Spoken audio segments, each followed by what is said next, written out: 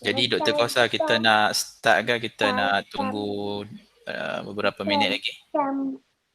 Kita tunggu sampai 9-10 minit ke? 9-10 minit ah. Okey, lagi 5 minit ah. Okey. Ni.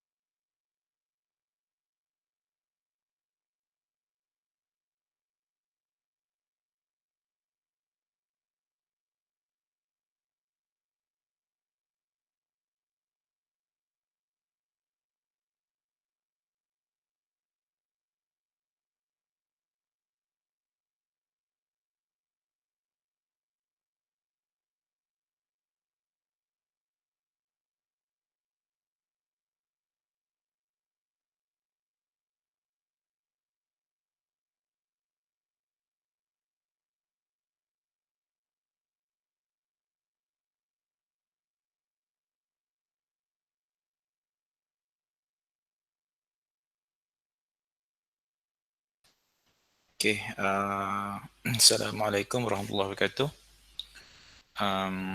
Anda harap semua boleh dengar. So sebelum tu nak tengok sekarang ni ada partisipan dalam 24 orang, mungkin 25 orang. Jadi sebelum tu Ana nak perkenalkan, Ana Muhammad Suhaimi. Malam ni Ana akan jadi sebagai pengacara ataupun um, uh, juruacara lah untuk apa, MC untuk program malam ni. Jadi rasanya semua sedia maklum untuk program malam ni, iaitu program, semua dengar ke? So macam cakap seorang. Dengar-dengar. Okay. Okay, seperti kita tahu dalam malam ni apa dah, kita punya daurah usul Ashrin yang akan disampaikan oleh Ustaz Dr. Syazali Hirman. Jadi sebelum tu Ana kita mulakan kita punya majlis dengan baca umum kita Al-Fatihah. Bismillah.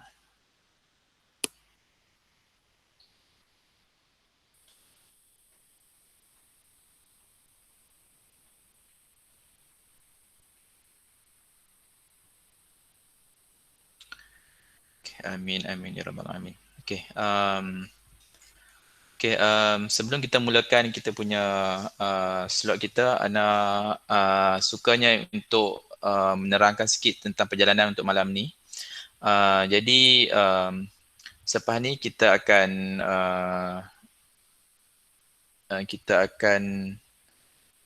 sebelum tu nak tanya Dr. Imad ada join tak malam ni? Ada tak dalam ni Dr. Imad? Dr. Imad?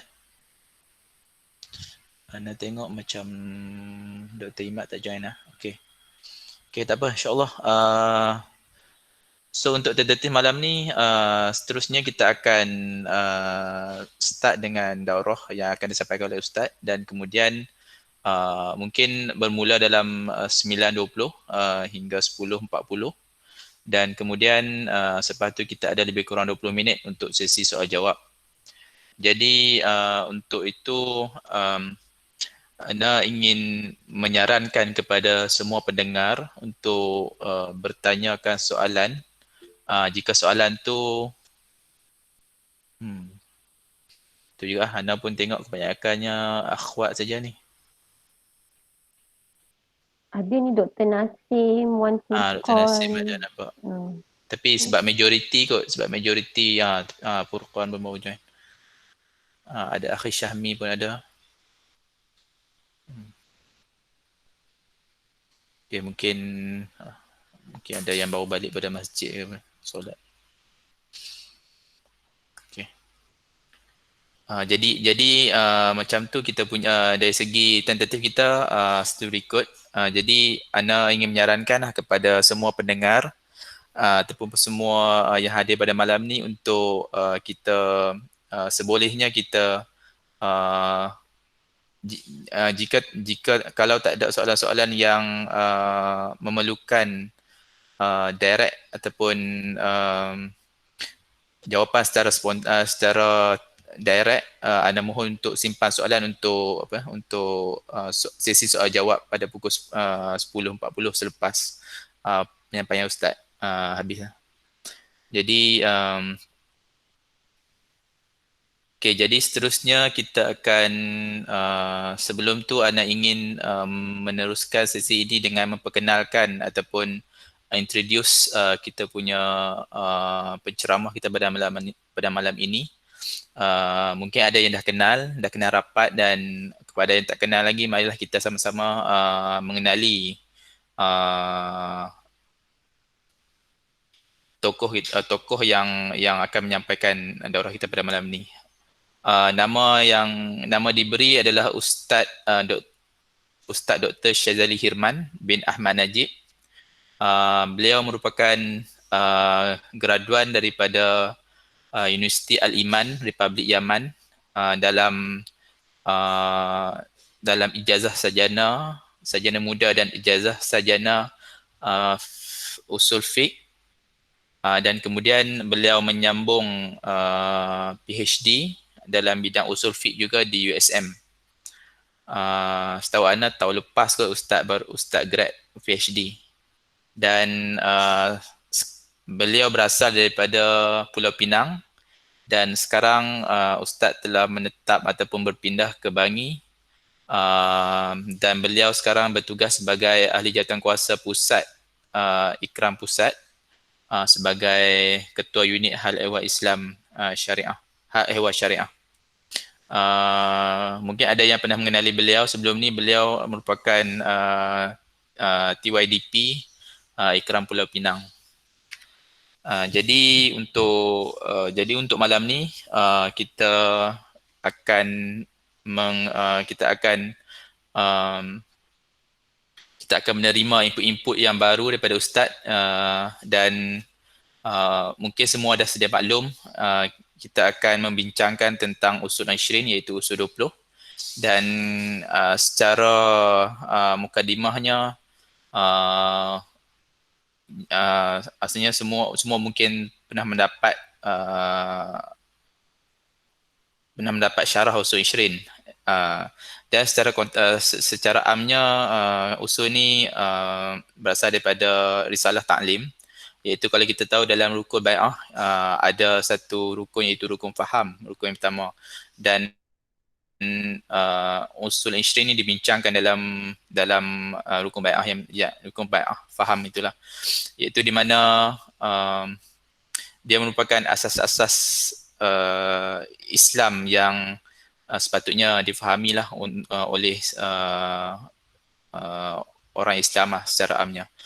Dan kalau kita imbas balik pada zaman dahulu, pada masa Ustaz Hassan Al-Banna, dia memperkenalkan ataupun menulis tentang usul 20 ni adalah kerana pada zaman tu kita tahu gerakan pada zaman tu macam gerakan sufi, tabligh pun ada masa tu, dan banyak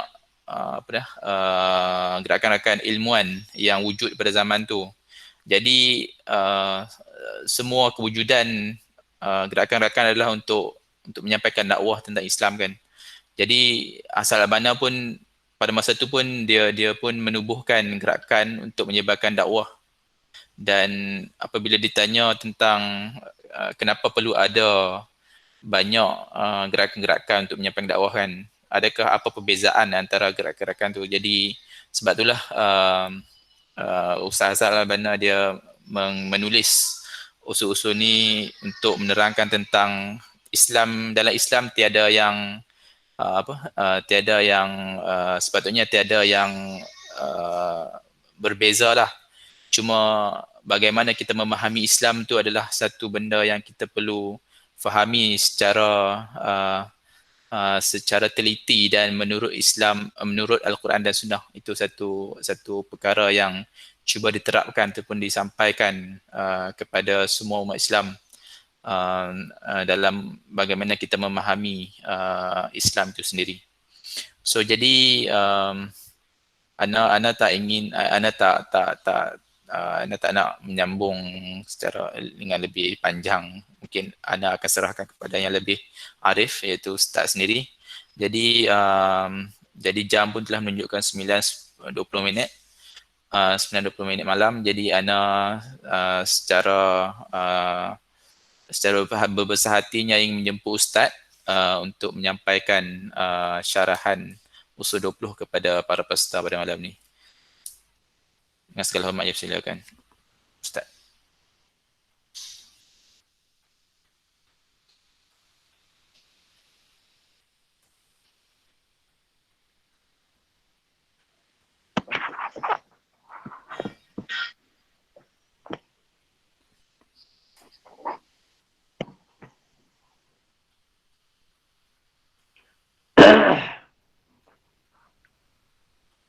Bismillahirrahmanirrahim. Alhamdulillahirabbil alamin. Wa nusalli wa nusallim ala sayyidina wa nabiyyina Muhammadin sallallahu alaihi wa ala alihi wa sahbihi ajma'in. Amma ba'd. Terima kasih akhuna Syimi selaku pengurusi majlis.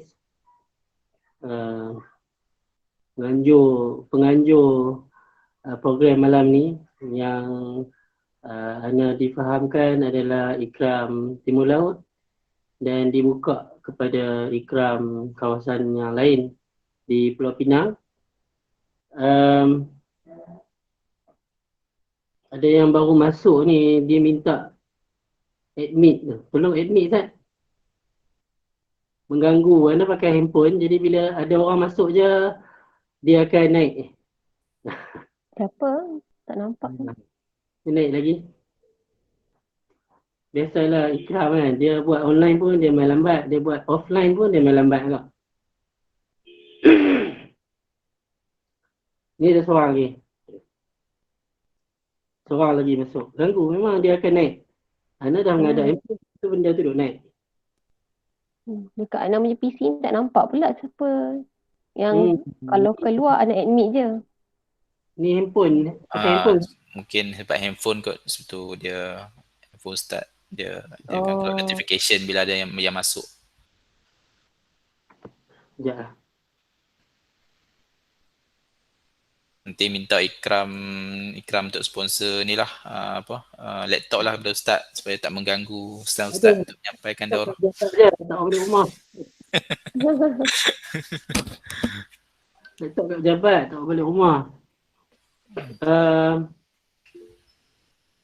Ikhwan dan akhwat, kita malam ni nak terus ke usul yang kelima. Cuma Ana nak bagi sedikit mukadimah macam orang kata review balik. Usul 20 ni duduk dalam Risalah At-Ta'alim. Risalah At-Ta'alim ni adalah salah satu artikel ataupun tulisan Al-Banna yang bukan ditulis untuk orang umum. Al-Banna ni masa hayat dia banyak menulis. Dia tulis, dia dalam majalah mingguan, surat khabar mingguan, dan dalam ceramah-ceramah dia banyak menyampaikan Islam. Dia memperkenalkan siapa dia, siapa ikhwan, apa yang ikhwan ajak. Itu dalam artikel dan tulisan-tulisan Al-Banna. Cuma yang specialnya tulisan yang bertajuk At-Ta'alim ni dia tulis memang dia tujukan kepada para aktivis dia. Ni ada seorang lagi tak keluar-keluar tak ni pada tadi. Aduh.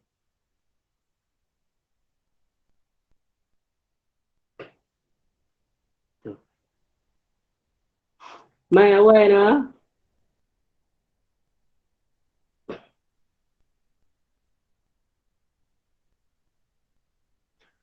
Sebab tu, Anda kata apa tadi?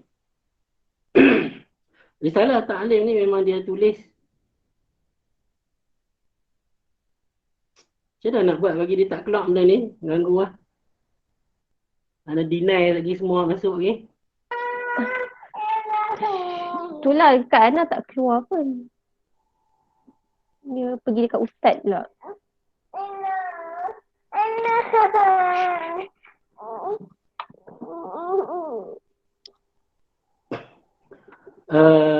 Anda cakap apa tadi? At-Ta'alim. Ditulis. Kepada aktivis. Khusus untuk aktivis jamaah ikhwan muslimin. Ni ada seorang lagi, Mas Diana minta masuk. Tolong admit. Sepanjang bercakap ni orang masuk, aku nak kena abang ni jenuh lah.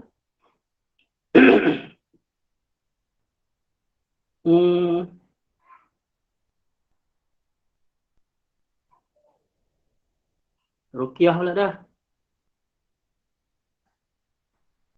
Bagi masuk dulu semua, sekejap nak sambung.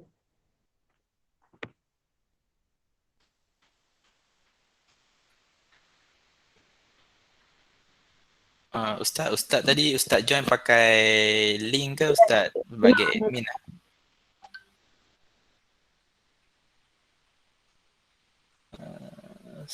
Tengok kat laptop.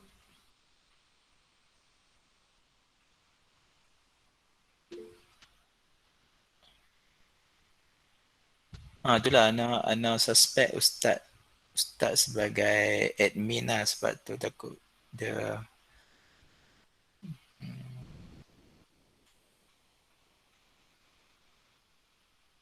Dr. Kausar ni link ni ustaz yang create ke doktor yang create? Dr. Kausar? Ni Ana yang create. Tadi awal-awal tadi Ana boleh admit. Sekarang tak macam tak keluar pula kalau orang request nak masuk. Boleh tak cuba remove ustaz sebagai admin? Ada keluar dari kat situ ustaz sebagai admin lah.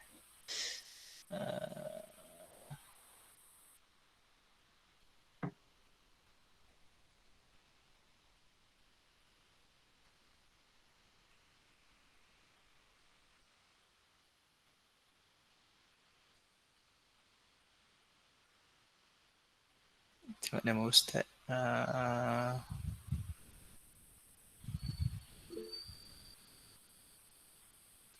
Okay. Minta admin untuk maybe untuk remove ke ustaz dulu, kemudian minta ustaz masuk balik pakai link kita tadi.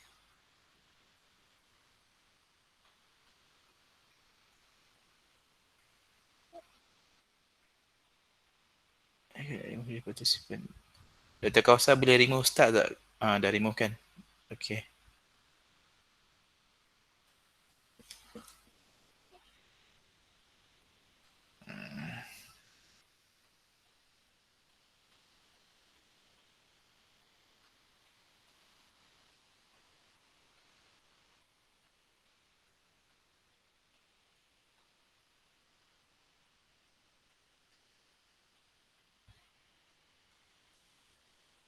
So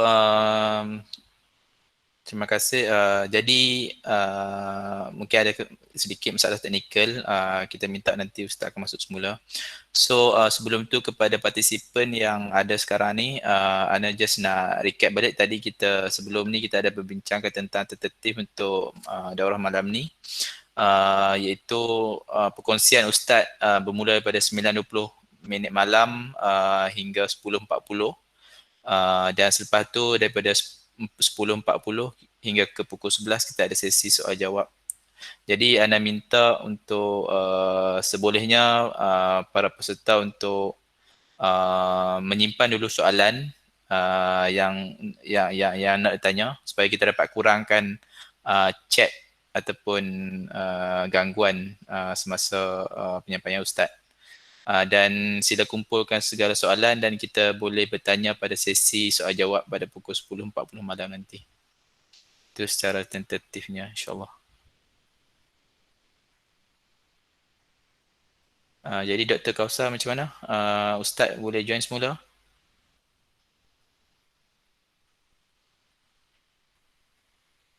Ustaz cakap dia akan join guna email lain. Tunggu sekejap. Okay.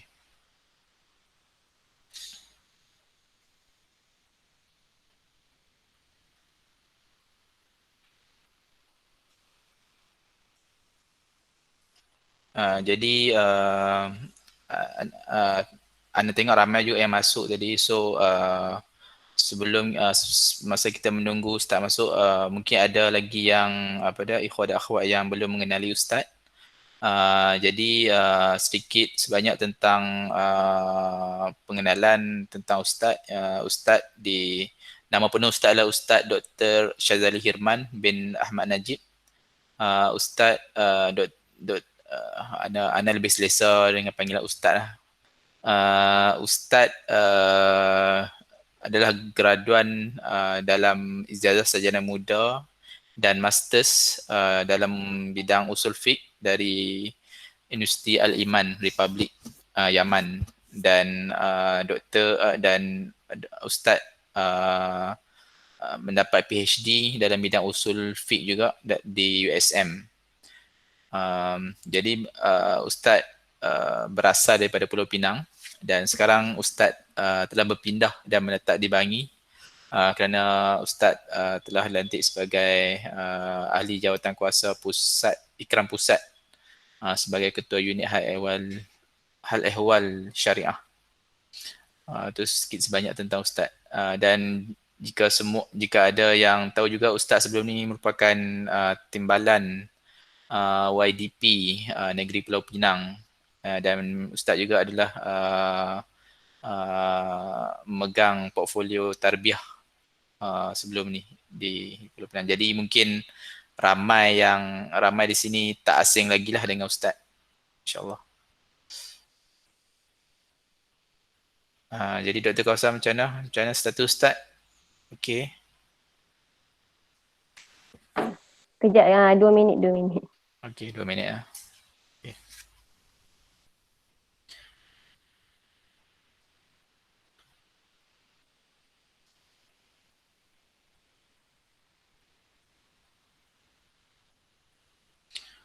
Okay, untuk hari ini insyaAllah kita akan Ustaz akan mensyarahkan usul 5 hingga usul 10 insyaAllah. Tapi kita tengok macam mana keadaan. Sebab sekarang ni pun kita tengok ada sedikit delay disebabkan masalah teknikal. Tapi insyaAllah kita cuba untuk cover pada usul 5 hingga usul ke-10 insyaAllah. Okay, Ana tengok Ustaz dah join. Ustaz, Assalamualaikum Ustaz, boleh dengar tak?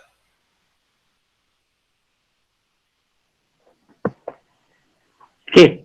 Okay, insyaAllah kita teruskan dengan sesi bersama Ustaz Dr. Syazali Hirman. Ada sambung lagi. Bismillah, alhamdulillah, salatu wassalamu ala rasulillah. Risalah ni memang Albana tulis khusus ditujukan kepada aktivis dia. Sebab itulah dia punya nada dan ayat dia berlainan dengan tulisan yang ditulis kepada orang umum. Risalah ni dia ada 2 part. Satu bahagian pertama ialah dia menceritakan tentang arkanul bai'ah, rukun-rukun bai'ah ataupun janji setia. Yang kedua, part yang kedua, wajibat al-akh, kewajipan seorang anggota. Jadi itu komponen utama dalam risalah at-ta'lim. Arkan bai'ah dan juga wajibat al-akh. Sebab tu di awal risalah ni dia tulis fahadhihi risalati ila al-ikhwanil mujahidin. Dia kata ini risalah aku kepada saudara-saudaraku para mujahidin, orang-orang yang nak berjuang dalam kalangan anggota jemaah dia. Kan? Alladzina amanu bisumuwi da'watihim, yang beriman dengan ketinggian dakwah ini, wa qadasiyati fikratihim, dan kesucian Islam ini, wa azamu sadiqina ala an ya'ishu biha, dan mereka berazam, bertekad sungguh-sungguh untuk hidup dengan dakwah ni, au yamutu fi sabiliha, ataupun mati di jalan ini. Dia kata ila haula'i faqat, kepada golongan ni je, orang yang memang nak bersungguh-sungguh dalam dakwah, yang memang meyakini tentang ketinggian ataupun keutamaan dakwah dan hidup untuk dakwah dan mati di atas jalan dakwah. Kepada mereka ini sahaja aku tujukan wajjihu hadhil kalimatil mujazah, aku tujukan kata-kata yang ringkas. Sebab tu risalah at-ta'lim ni dia point dia buat secara ringkas. Wa hiya laysat durusan tuhfaz, ini bukanlah pengajian untuk dihafal. Lakinnaha ta'limatun tunaffaz, tapi ini adalah satu taklimat untuk dilaksanakan. Lepas tu dia kata fa'ilal amal. Jadi memang risalah ni ataupun artikel ni ditulis untuk mengajak aktivis dia bersama untuk beramal. Jadi ini bukan sekadar pengajian. Dia kata sini, ini adalah untuk dilaksanakan. Dia kata amma ghairu haula, adapun selain daripada mereka yang dia tujukan risalah ni, durus wa muhadarat, itu kita boleh buat pengajian-pengajian umum, ceramah-ceramah umum, wa kutubun wa maqalat, buku-buku dan artikel-artikel yang lain, wa mawahir wa idariyat, dan dalam bentuk-bentuk yang lain lah. Jadi ini dia punya mukadimah risalah at-ta'lim. Jadi mungkin ada dalam kalangan ikhwan akhwat yang ikut ataupun baca risalah at-ta'lim. Jadi malam ni antum join lah turut serta mendengar apa yang disampaikan ni. Mungkin tertanya-tanya juga. Jadi apa kami punya kaitan dengan apa risalah ta'lim ni? Kami ni bukan siapa-siapa. Okey. Apa kaitannya? Pertama sekali, kalau Ana nak sampaikanlah pada ikhwan akhwat yang ada pada malam ni, ialah Ana yakin semua yang join pada malam ni adalah orang yang dah memang clear dan faham bahawa tuntutan untuk dia melaksanakan dakwah itu, apa dia punya hukum dia, apa dia punya keperluan dia, itu dah clear. Sebab itulah ada malam ni kan. Kalau tidak pelik juga lah kenapa dia boleh join malam ni.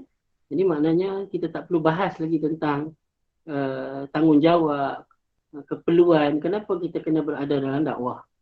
Okay. Yang kedua, kenapa kita kena buat dakwah secara berorganisasi, buat dakwah yang secara tersusun. Bukan, kalau buat dakwah seorang-seorang pun boleh tak? Boleh, tapi itu bukan apa yang ditunjukkan oleh Nabi SAW. Nabi kata, "Qul hadhihi sabili ad'u ila Allah." Inilah cara aku untuk berdakwah kepada Allah. Nabi yang ada mukjizat, Nabi yang dapat wahyu pun, dia tak buat dakwah seorang-seorang. Kita pula hebat, Nabi buat dakwah seorang-seorang, tak terikat dengan siapa-siapa, tak ada perancangan apa-apa, tak ada strategi apa-apa, tidak ada target apa-apa. Yang penting kita buat. Itu bukan cara Nabi. Okey. Jadi kita dah clear dah itu. Oleh kerana kita clear, kita duk tercari-cari mungkin. Kita duk tercari-cari macam mana cara. Dalam banyak-banyak organisasi kita nak bersama dengan organisasi mana. Kita boleh pilih. Kita boleh pilih. Pilihan di tangan kita. Dia macam kita pergi supermarket kan, nak beli sabun basuh baju macam-macam. Jenama ada, Breeze ada, Top ada, Dynamo ada. Softener pun macam-macam ada. Downy ada, Softland ada, Softener ada. Kita nak pilih mana, kita buat pilihan lah. Jadi semua produk-produk ni dia sediakan apa dia punya detail dia, apa dia punya kandungan dia, apa dia punya kelebihan dia. Masing-masing menunjukkan. Jadi bila kita tengok benda ni dah ditulis, dah dibukukan, kita boleh beli, kita boleh cari, dan kita boleh baca sendiri. Dan malam ni kita boleh dengar, oh, ni ada satu jemaah nama dia Ikhwan Muslimin. Kan? Kita nak tahu apa dia punya pemikiran dia, apa dia punya idealism dia, ataupun macam mana gerak kerja dia. Kan? Apa yang dia perlu buat bila dia bergabung dengan kumpulan ni. Jadi kita boleh baca dan kita boleh nilai. Jadi tujuan dia adalah supaya masing-masing supaya dia bersama dengan mana-mana pun tak ada siapa-siapa paksa dia. Tak ada siapa paksa. Kita sendiri tahu bahawa kita wajib untuk berdakwah, dan berdakwah itu mesti dengan orang kata apa, berorganisasi, bukan dakwah secara bersendirian. Itu kita faham. Jadi sekarang kita nak pilih nak berorganisasi dengan organisasi mana. Jadi kita kena membuat penilaian dan orang kata apa, kena membaca lah. Tak ada, kita tak ada. Albana nak abang kata apa, dia tak ada sembunyi-sembunyi, dia tak ada agenda rahsia. Kalau dia cerita benda lain, dia ada agenda rahsia tu, nak buat gerakan apa ke, tak ada. Nak angkat senjata ke, nak pergi buat apa, kudeta ke, ataupun nak jadi macam ISIS ke. Kita boleh tengok sendiri apa yang dia ajak. Jadi di sini mungkin boleh ambil kesempatan. Tak perlu orang putih kata ni istilah, tak perlu apologetic. Tak perlu nak rasa buat apa nak cerita ke orang. Memang dia cerita pun lah. Memang buku dia di mana-mana, boleh dibaca, boleh buat penilaian, boleh kita tengok. Kalau kita rasa kita berpuas hati sesuai dengan jiwa kita, kita bolehlah turut bersama. Sebab kita memang nak cari organisasi mana untuk kita berdakwah setelah kita yakini bahawa dakwah itu adalah satu tanggungjawab, satu kewajipan, dan dakwah yang tanggungjawab dan kewajipan kita berdakwah itu mestilah secara kolektif, secara organize, tersusun. Jadi kita nak cari yang mana. Itu. Dia punya step dia yang tu. Kalau siapa tak sampai step tu lagi, dia tak boleh menjiwai apa yang disampaikan malam ni. Kita ni dia cerita apa ni. Kenapa aku perlu tahu benda-benda ni semua kan? Okay, clear tak kat tu? Kalau nak tanya terus pun boleh tulis dekat ruangan chat tu. Ataupun nak bangkitkan apa-apa. Kalau tak clear lah, apa dia punya orang kata apa yang kita nak sampaikan. Jadi malam ni kita nak langkau sebab kita assume semua yang dah mendengar yang 1 sehingga ke 4. Malam ni kita nak sambung yang ke-5. Apa maksud usul? Usul tu bahasa Arab. Bahasa Melayu dia adalah prinsip. Prinsip, asas, dasar. Itu maksud usul. Jadi bila dia kata inilah usul yang ataupun prinsip untuk memahami apa itu Islam. Kadang orang bercakap pasal Islam. Semua organisasi Islam mestilah dia mengajak kepada Islam. Tapi masing-masing dia bawa Islam versi masing-masing. Masing-masing bawa Islam versi masing-masing. Rasulullah SAW bawa Islam. Jadi lepas Nabi wafat, sahabat-sahabat dia meneruskan apa yang dibawa oleh Nabi. Tapi kemudiannya generasi demi generasi, adakah dia meneruskan apa yang dibawa oleh Nabi dan para sahabat dia, tabi'in, Islam versi yang Nabi dengan sahabat-sahabat bawa, adakah itu diteruskan? Jadi yang tu yang kita nak kaji. Jadi kita kena tahu dulu versi Islam yang versi Nabi dengan para sahabat. Kalau kita tak faham, jadi susah juga kita nak buat perbandingan kan. Jadi kita kena tahu dulu apa versi Islam Nabi dan para sahabat. Adakah versi Islam yang Nabi dengan para sahabat bawa adalah versi Islam yang nak ajak orang sembahyang? Adakah itu versi Islam yang Nabi bawa? Ataupun versi Islam yang Nabi bawa adalah suruh orang sembahyang, mai bulan Ramadan puasa, cukup duit bayar zakat, cukup masa pergi haji. Adakah versi Islam yang tu? Sedangkan kita tahu Nabi masa di Mekah belum ada lagi rukun-rukun Islam tu. Yang pertama sekali iaitu solat pun di hujung-hujung sebelum Nabi berhijrah. Tapi masa Nabi di Mekah, Nabi telah diperangi. Kenapa Nabi diperangi? Di Mekah. Yang kita duk faham adalah Islam ni adalah rukun Islam tu. Sedangkan rukun-rukun Islam tu belum orang kata diajak oleh Nabi untuk siapa yang masuk Islam buat. Solat pun hujung sebelum hijrah, tapi Nabi telah diperangi, Nabi telah di-attack, Nabi telah dibuli, Nabi telah orang kata dahsyat punya buli ni kan, mental, fizikal semua cukup. Nabi sampai di peringkat dipulaukan, sehingga peringkat nak berpakat untuk bunuh Nabi. Jadi Nabi pergi ke Taif tu, apa yang berlaku semua orang tahu kan, apa yang berlaku kat Taif. Sedangkan sepakat para muarrikh ataupun ahli sirah ialah peristiwa Taif berlaku sebelum Isra' dan Mi'raj. Peristiwa Taif berlaku sebelum Isra' dan Mi'raj. Apa yang orang Taif marah kan kat Nabi ni? Nabi tak suruh solat lagi. Nabi tak haramkan arak lagi. Nabi tak suruh pakai tudung lagi. Kan? Kotlah ada pemandu mabuk pergi langgar orang ke, Nabi pergi haramkan arak zaman tu. Tak ada lagi. Arak pun tak diharamkan lagi. Di Madinah lepas perang Bani Nadir baru diharamkan arak. Jadi kita kena faham dulu apa Islam versi Nabi dengan para sahabat. Apa yang Nabi concern sangat nak ajak orang. Jadi sebenarnya memang perlu kena clear dulu bab tu untuk kita nak buat penilaian. Jadi lepas ni bolehlah buat penilaian. Jadi macam Ana, background Ana memang Ana bidang pengajian Islam. Lepas Ana kemudian Ana dapat usul 20 ni. Jadi Ana boleh buat penilaian. Jadi yang Ana rasa Ana berpuas hati di peringkat Ana lah. Anak berpuas hati anak rasa ini orang kata apa, tidak menyalahi seperti yang Islam seperti yang Nabi bawa. Islam seperti yang Nabi bawa.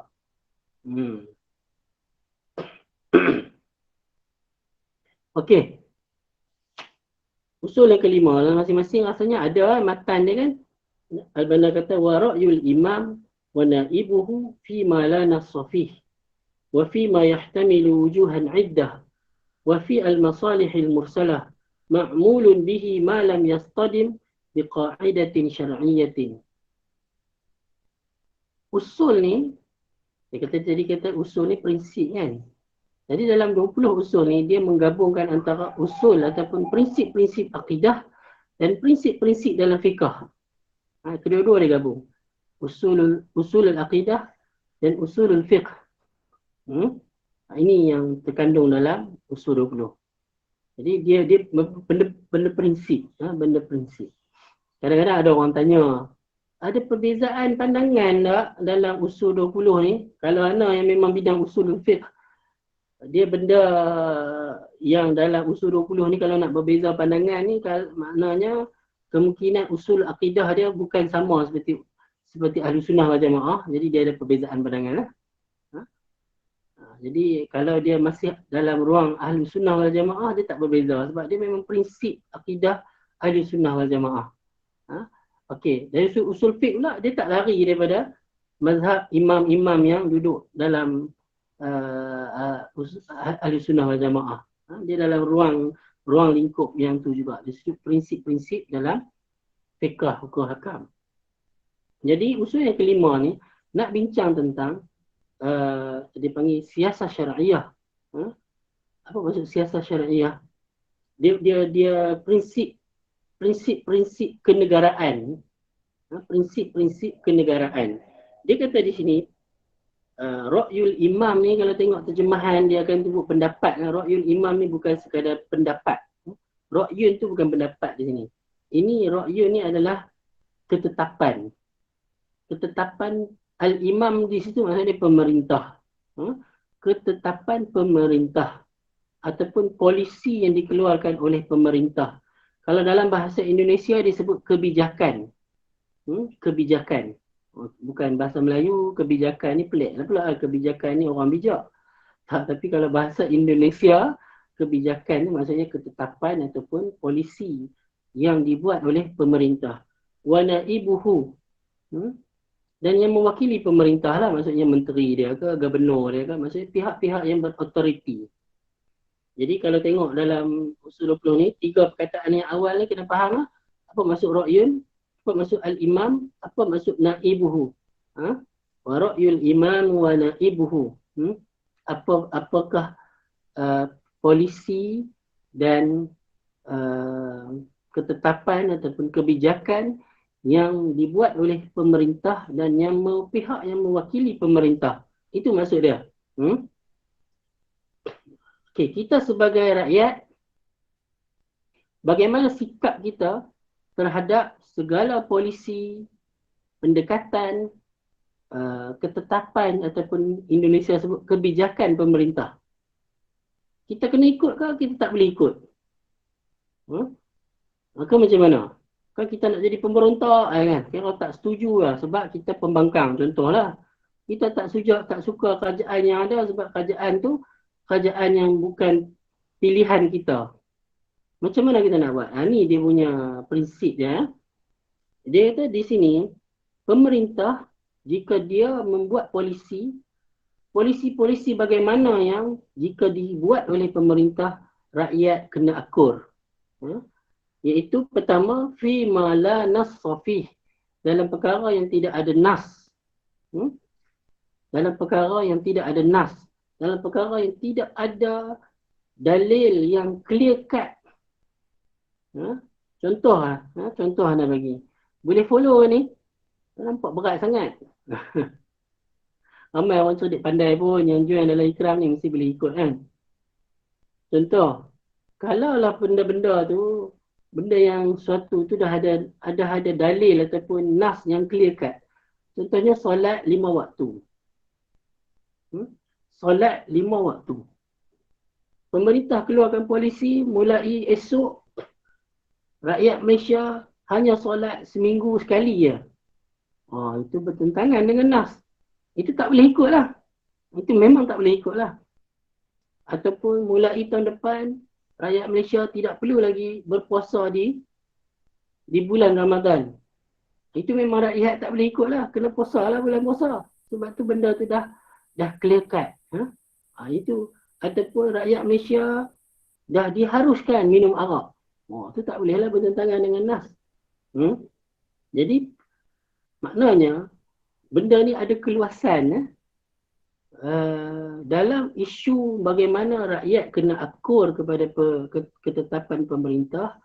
Maknanya selagi apa yang dibuat ataupun ditetapkan oleh pemerintah yang tidak bertentangan, tidak bercanggah dengan nas Al-Quran dan hadis dan ijtihad yang clear cut, rakyat kena akur. Kenapa kena ada benda macam ni dalam Islam? Kalau tidak huru-hara, mana-mana negara pun akan huru-hara. Kan? Kami berbeza pandangan dengan pemerintah. Ijtihad kami berlainan. Jadi rakyat ni buat ijtihad ni. Rakyat ni buat ijtihad ni. Ada pihak buat ijtihad lain. Takkan huru-hara negara? Huru-hara lah negara kalau macam tu. Sebab tu,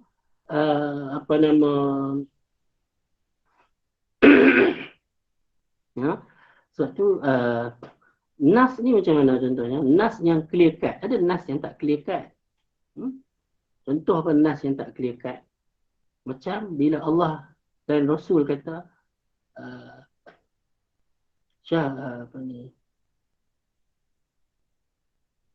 Syahrul Ramadan alladhi unzila fihi al-Qur'anu hudan lin-nas wa bayyinatin minal huda wal furqan. Faman syahida minkum asy-syahra falyasum. Siapa yang menyaksikan di antara kamu anak bulan, hendaklah dia berpuasa. Dia tak kelikat. Nabi kata, sumu li ru'yatih wa aftiru li ru'yatih. Fa in ghumma alaikum faqdurulah. Semua berkaitan dengan melihat anak bulan. Kenapa dia tak kelikat? Melihat anak bulan tu macam mana? Kena tengok dengan mata kasar ke? Seorang tengok, orang lain tak tengok. Jadi macam mana ke? Kalau orang yang dekat Jepun tengok, nampak. Tapi orang yang kat Malaysia tengok tak nampak. Orang Malaysia kena ikut ke apa yang orang Jepun nampak ke? Itu semua tak ada. Tak clear. Jadi di sini, ketetapan untuk menentukan raya atau puasa dan sebagainya ni, itu terletak kepada ijtihad pemerintah. Sebab dia tidak ada nas yang clear cut. Jadi pemerintah pilih. Jadi pemerintah di Malaysia, dia memilih iaitu ru'yah dan hisab. Dia ada macam-macam kaedah. Dia khilaf dalam pandangan ulama ni. Ru'yah dan hisab ke? Ru'yah dengan hisab ke? Ataupun hisab saja ke? Ataupun ru'yah saja ke? Itu berbeza seluruh dunia. Sebab tu kita tengok di dunia ni berbeza bila raya, bila puasa. Sebab berbeza. Tapi kalau negara kita, Malaysia, nak beza juga haru lah. Selagi Perlis raya hari lain, Terengganu raya hari lain, Negeri Sembilan raya hari lain, Sabah raya hari lain pula. Takkan haru macam tu. Jadi Malaysia pilih satu pandangan, buat satu ketetapan oleh pemerintah. Sebab itulah diletakkan di bawah Raja-Raja Melayu untuk mengisytiharkan raya dan puasa. Jadi ini maksud dia. Memang kita amal pun di Malaysia, betul tak? Prinsip yang nombor 5 ni betul tak seperti apa kita amal kat Malaysia? Betul lah. Sebab tu dah. Apa yang tak betulnya? Itulah yang diamalkan. Jadi kita tak perlu nak pergi bergaduh dengan pemerintah lah. Benda ni benda yang tidak ada nas yang clear cut. Tapi kalaulah ada mana-mana pemerintah nanti, mai duk kata mulai tahun depan tak perlu puasa terus, yang tu lain lah. Itu tak boleh ikut lah. Haram ikut pun. Kena cari pemerintah lain tu. Okay. Cuma persoalan ni timbul. Kita tak boleh lawan. Kita tak boleh lawan. Tapi boleh tak kita memberi pandangan berbeza ataupun check and balance apa yang polisi dan ketetapan yang dikeluarkan oleh pemerintah. Boleh tak? Boleh lah. Melalui salurannya. dengan adab-adabnya, dengan tata tertibnya, bukan duk pergi riuh rendah. Tapi rakyat Malaysia ni dia suka riuh rendah. Riuh rendah kat mana? Riuh rendah kat media sosial. Tapi kalau kita nak terima bahawa media sosial ni dah jadi satu saluran perdana, mungkin tak ada masalah pun. Ya. Tapi orang kata apa, tanpa orang kata apa, merosakkan keharmonian lah. Ha? Itu yang paling penting. Apa yang penting, faham usul 20 ni. Ya. Setiap kataan yang anda baca tu faham dah lagi apa maksud ra'yun, apa maksud al-imam, apa maksud naib dia, apa maksud fima la nassafih, pada perkara-perkara yang tidak ada nas. Yang kedua, selain daripada perkara yang tidak ada nas, perkara apa lagi yang bila pemerintah mengeluarkan polisi dan ketetapan, rakyat kena akur, wa fima yahtamilu wujuhan iddah. Dia ada nas, dia ada dalil Quran, dia ada hadis. Tapi dia boleh ditafsirkan dengan pelbagai tafsiran. Boleh ditafsirkan dengan pelbagai tafsiran. Contoh paling klasik, sebab contoh lain rasa susah, contoh ni paling senang. Untuk antum semua faham. Bila Allah kata dalam Al-Quran, wal mutallaqatu yatarabbasna bi anfusihinna thalathata quru. Rasanya malam ni usul yang kelima ni. Sebab memang kena faham pun, tadi tak faham lah usul kelima ni kalau tak bagi contoh. Apa nak abang tadi? Allah kata dalam Quran, dalam surah Al-Baqarah, wanita-wanita yang diceraikan oleh suami dia, hendaklah mereka berada dalam iddah salasata quru. Salasata quru. Apa maksud quru? Apa maksud quru? Masa Quran tu turun, orang Arab pada waktu Quran turun tu faham quru tu dua makna. Ini yang kita kena clear. Kalau lepas Quran turun baru ada orang Arab berbeza pandangan tentang makna perkataan tu dalam bahasa, tak pakai. Maknanya para sahabat Nabi yang masa Quran tu turun, sahabat sendiri faham berbeza tentang perkataan quru tu. Quru ni Aisyah berbeza pandangan dengan Abdullah bin Umar contohnya.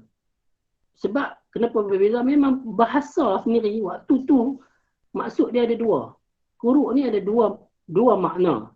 Kita dalam bahasa Melayu pun kita ada perkataan yang satu perkataan beza makna kan. Contoh mereka. Apa maksud mereka? Mereka lah.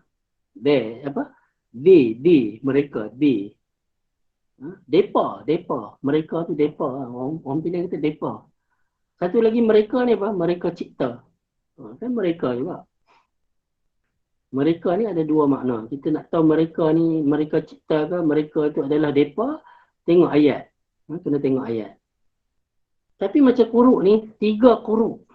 Susah nak beza kan. Sebab makna quru yang pertama adalah haid. Makna quru yang kedua adalah suci. Maknanya wanita-wanita yang diceraikan oleh suami dia hendaklah berada dalam iddah 3 kali suci ataupun satu lagi makna dia 3 kali haid. Iddah ni adakah 3 kali haid ataupun 3 kali suci?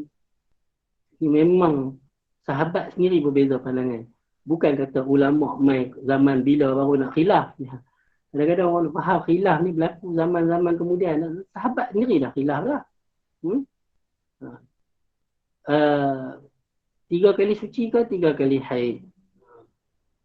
Okey. Di sini pemerintah di Malaysia telah memilih pandangan Imam Asy-Syafi'i. Sebab kita di Malaysia memang dari sudut ijtihad dia memilih ijtihad Asy-Syafi'i rahimahullah. Bagi Imam Asy-Syafi'i, 3 wanita ni dia adalah iddah dia, wanita yang talak raja'i ni, iddah dia 3 kali suci. 3 kali suci. Kalau ada orang berbeza pandangan macam mana? Tak boleh lah, dia kena ikutlah apa yang ditetapkan pemerintah sebab dia membabitkan pertikaian antara suami dan isteri. Kan? Selagi suami pakai pendapat ni, isteri pakai pendapat ni, kah keluarga suami pakai pendapat mana kah? Dia celaru lah.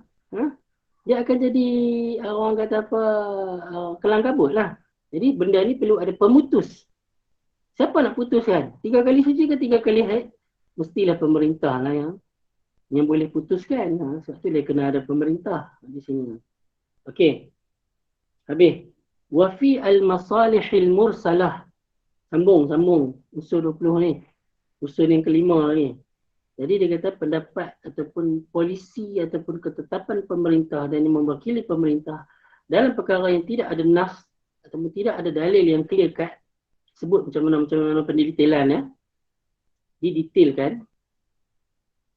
Yang kedua adalah dalam perkara dalam nas ataupun dalam ayat Quran ataupun hadis Nabi yang boleh diterima pelbagai, yang mempunyai lebih daripada satu tafsiran. Dan yang ketiga, wa fi al-masalihil mursalah. Apa maksud al-masalihil mursalah? Ini istilah usul fiqh. Al-masalihil mursalah adalah perkara-perkara baik dan perkara-perkara untuk menolak keburukan, perkara-perkara yang untuk memperolehi kebaikan dan menolak keburukan yang tidak dinyatakan dalam Al-Quran dan hadis. Itu maksud al-masalihul mursalah. Contoh, menolak keburukan mabuk. Ada dalam Quran. Hadis pun ada. Memang clear pun sebut Al-Quran, arak tu mabuk. Kan? Curi hak orang itu tak boleh. Benda buruk kan. Curi hak orang tu tak boleh. Taat dan menghormati berbuat baik kepada ibu bapa, jiran tetangga, kaum kerabat, anak yatim dan sebagainya. Itu memang dinyatakan. Disebut dalam Quran, disebut dalam hadis. Jadi masalah ni apa? Dia benda baik ataupun benda nak menangkis, menolak keburukan tapi tak sebut dalam Quran dan hadis. Ini dipanggil al-masalihil mursalah. Apa contoh dia? Macam pemerintah buat, nak memandu kena ada lesen memandu. Kena pakai tali pinggang. Kena pakai helmet kalau naik motor. Naik motor siang-siang hari cerah-cerah tu pun kena pasang lampu. Kan? Ni nak buat pula polisi kena ada baby car seat. Ataupun nak kena traffic light merah kena berhenti. Hijau berjalan. Itu semua tak ada pun dalam Quran dan hadis. Ialah zaman Nabi mana ada kereta. Unta dengan kuda dengan baral. Yang tu adalah. Jadi di sini rakyat kata mana boleh kami nak kena buat benda ni, nak kena buat benda ni. Tak ada dalam Quran dalam hadis pun. Mau ambil kayu katuk kepala dia. Itu dia panggil tak faham agama. Yang paling teruk ni dia duk rasa dalam agama, dia duk guna agama pula. Kita nak agama kata macam mana? Agama dalam isu ni dia ulama usul fiqh memang membincangkan tentang dia panggil al-masalihil mursalah. Al-masalihil mursalah ni memang dia jadi antara dalil dalam hukum hakam. Dalam semua perkara ini, jika itu apa tiga tadi kan, tidak ada nas yang ada lebih daripada satu tafsiran, dan dalam masalah al-mursalah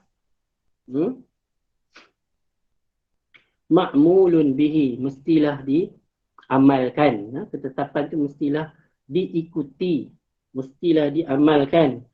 Ma lam yastadim biqa'idatin syar'iyyatin, selagi mana dia tidak bertentangan dan dia tak bertembung dengan prinsip-prinsip asas syariah. Clear? Itu yang dimaksudkan dengan usul yang kelima.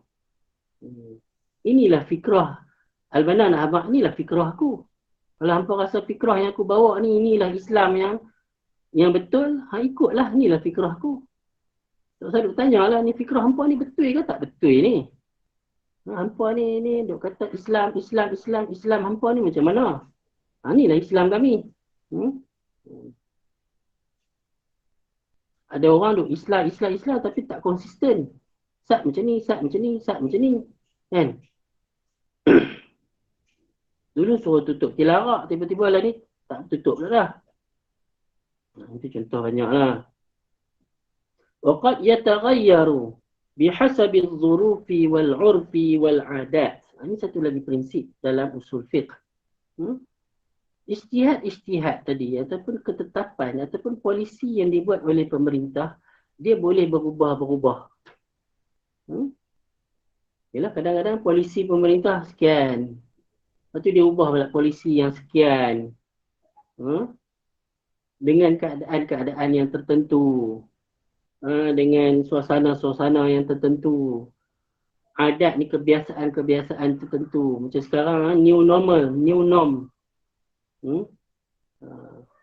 Norma baharu. Kan? Norma baharu. Dia berubah. Kalau dulu mungkin ada SST. Lepas tu dibuat GST. Lepas tu SST balik. Macam tu. Jadi benda-benda ni, ketetapan polisi, apa semua pemerintah ni, dia akan berubah-berubah lah. Itu biasalah. Tapi yang berubah-berubah tadi tu, yang dalam ruang yang memang boleh ada, orang kata apa, kebenaran untuk pemerintah buat ketetapan. Kalau benda yang memang dah fix, pemerintah tak boleh ubah-ubah lah. Tahun ni boleh puasa, tahun depan tak boleh puasa. Tahun ni semayang subuh 2 rakaat, tahun depan semayang subuh 1 rakaat je tinggal. Tak boleh lah yang tu. Benda tu dah tetap. Ataupun ni tahun ni sebab takut menularnya COVID-19, tak boleh buat haji kat Mekah. Okey, kita buat Kaabah satu kat Malaysia, pakat mai tawaf buat haji kat Malaysia. Cari padang mana-mana, ganti padang Arafah. Buat tempat melontar jumrah. Bukan tak boleh lah. Pakat Kaabah baru nampak segi tu, apa susah sangat nak buat, senang nak buat. Tu tak boleh lah. Yang tu memang tak boleh. Benda tu dah memang benda ibadat, tak boleh duk pergi main duk reka-reka. Yang tu kita dah ada Ustaz, ayah pin Ustaz dah ada dah tu sekarang ni pun. Itu cara dia tak jadi pemerintah. Kalau dia jadi pemerintah, kita tak boleh ikut dia. Okay. Lepas tu dia tutup ditutup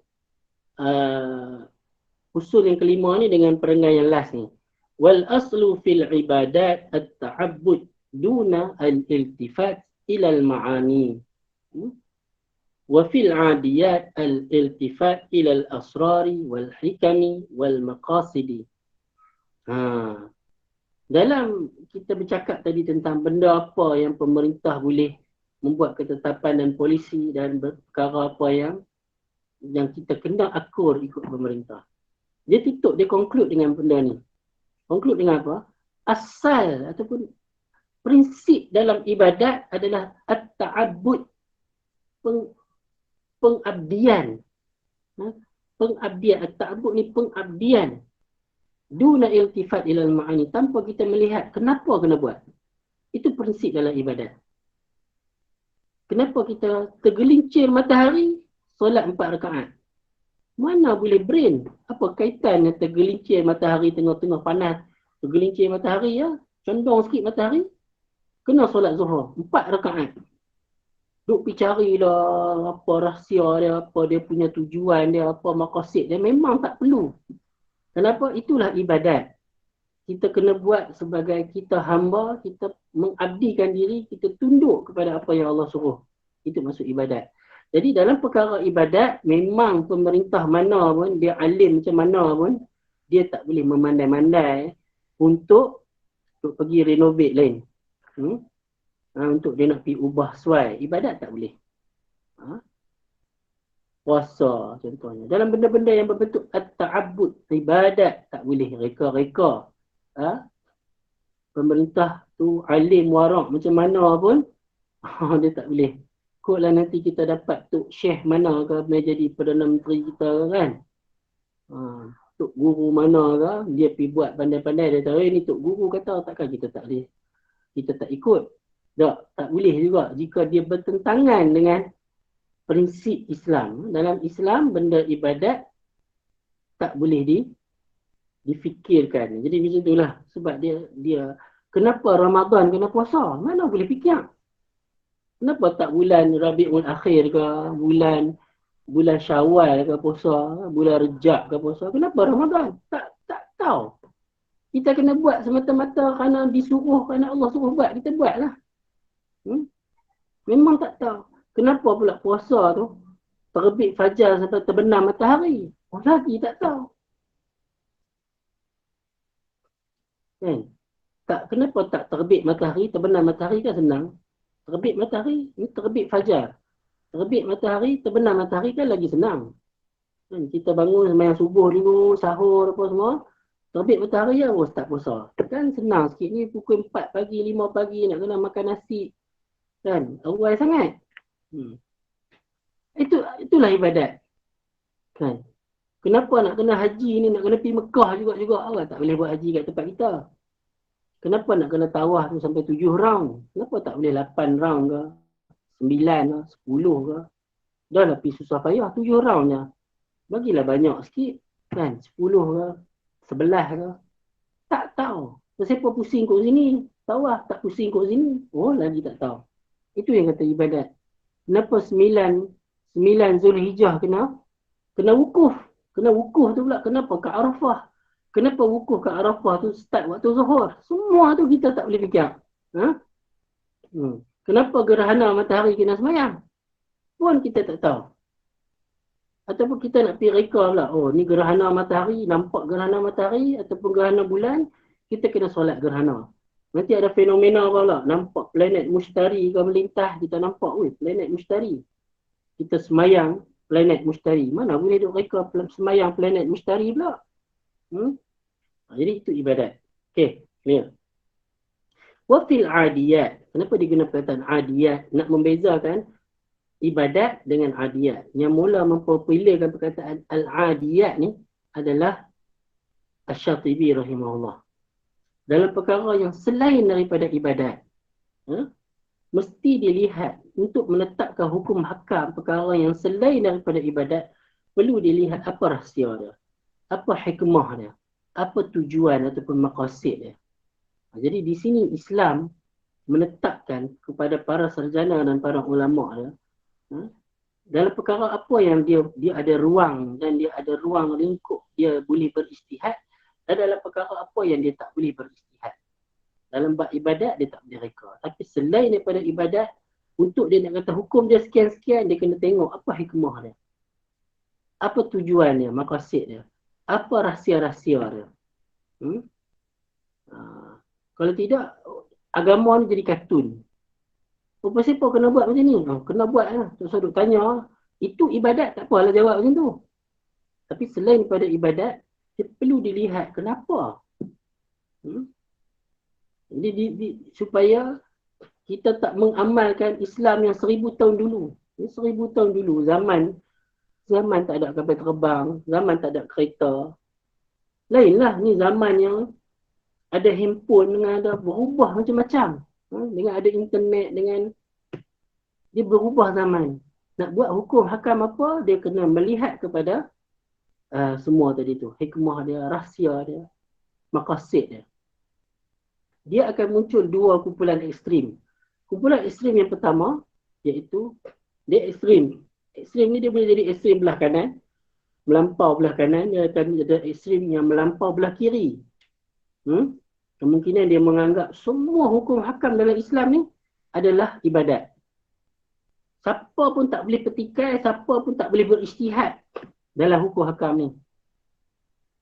Benda tu dah fix dah. Oh, kacau kalau fikir macam tu. Siapa duk pergi ubah suai pula dalam benda-benda hukum hakam ni, apa buat istihad baru ke, dia telah sesat. Dan dia telah memandai-mandai mengubah suai hukum hakam. Bila Nabi wafat saja, Abu Bakar, Umar lebih-lebih lagi, zaman dia berubah banyak hukum hakam. Sebab zaman Umar dah tak sama dengan zaman Nabi. Apatah lagi kita lah ni dah 1400 tahun. Macam mana boleh muncul ijtihad-ijtihad yang baru. Ijtihad-ijtihad yang baru. Okey. Ikhwan dan akhwat. Satu ekstrim lagi, sampai semua benda dia nak ubah. Dia kata, oh ni tak sesuai dengan maqasid ni. Contohnya ni, buat haji ni nak kena habis duit banyak, nak kena pergi Mekah. Kan? bersesak-sesak kan untuk kebaikan umat manusia secara keseluruhannya. Semua orang Islam buat hajilah di negara masing-masing dan tidak berlaku sesak-sesak kan. Sampai ada yang mati, ya memang ada orang mati pun kan time haji kan, bersesak-sesak. Tapi benda tu tak boleh, mesti kena buat haji kat sana juga. Cuma carilah cara untuk menghadkan bilangan tu yang ada kota-kota haji tu. Yang kota haji tu istihad lah kan. Tapi haji kena juga buat kat sana. Jadi macam tu. Jadi Islam ni, kalau nak kata dia liberal ke, dia konservatif ke, tengok dia punya garis panduan dia kat mana. Kalau benda yang memang melanggar, benda yang tak boleh ruang beristihad, maka dia akan jadi liberal. Maksudnya dia terlalu mengambil mudah dan mempermain-mainkan agama. Satu pihak lagi, sampai semua benda tak boleh nak beristihad baru dan memberi pandangan yang lain, membuat nilai yang semula. Itu juga melampau dalam agama. Jadi ni yang jadi masalah kita. Kadang-kadang ada orang kata ni mereka ni liberal. Ikram pun kena tuduh liberal juga. Mereka ni liberal. Benda-benda macam ni. Lah. Kan benda tu ada ruang dan ada orang kata apa, keharusan untuk orang menilai semula, berbeza pandangan. Kalau nak kata liberal, kalau Ikram kata semua ahli-ahli wanita Ikram tak perlu menutup aurat, itu liberal lah. Benda dah orang kata apa, dah tetap lah. Okey, itulah usul yang kelima, dah 10, 17 dah. Amboi, mereka tak sedia ayat lah.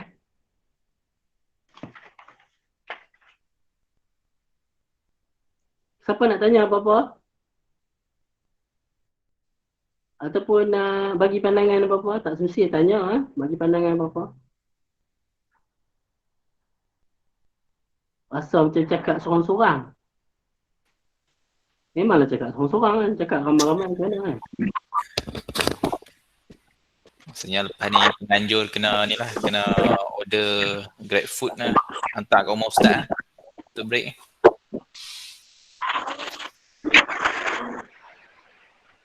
Jadi sementara ustaz break dalam 1-2 minit, ada siapa-siapa yang nak tanya soalan, boleh message, boleh hantar dalam ruangan message kalau tak nak cakap.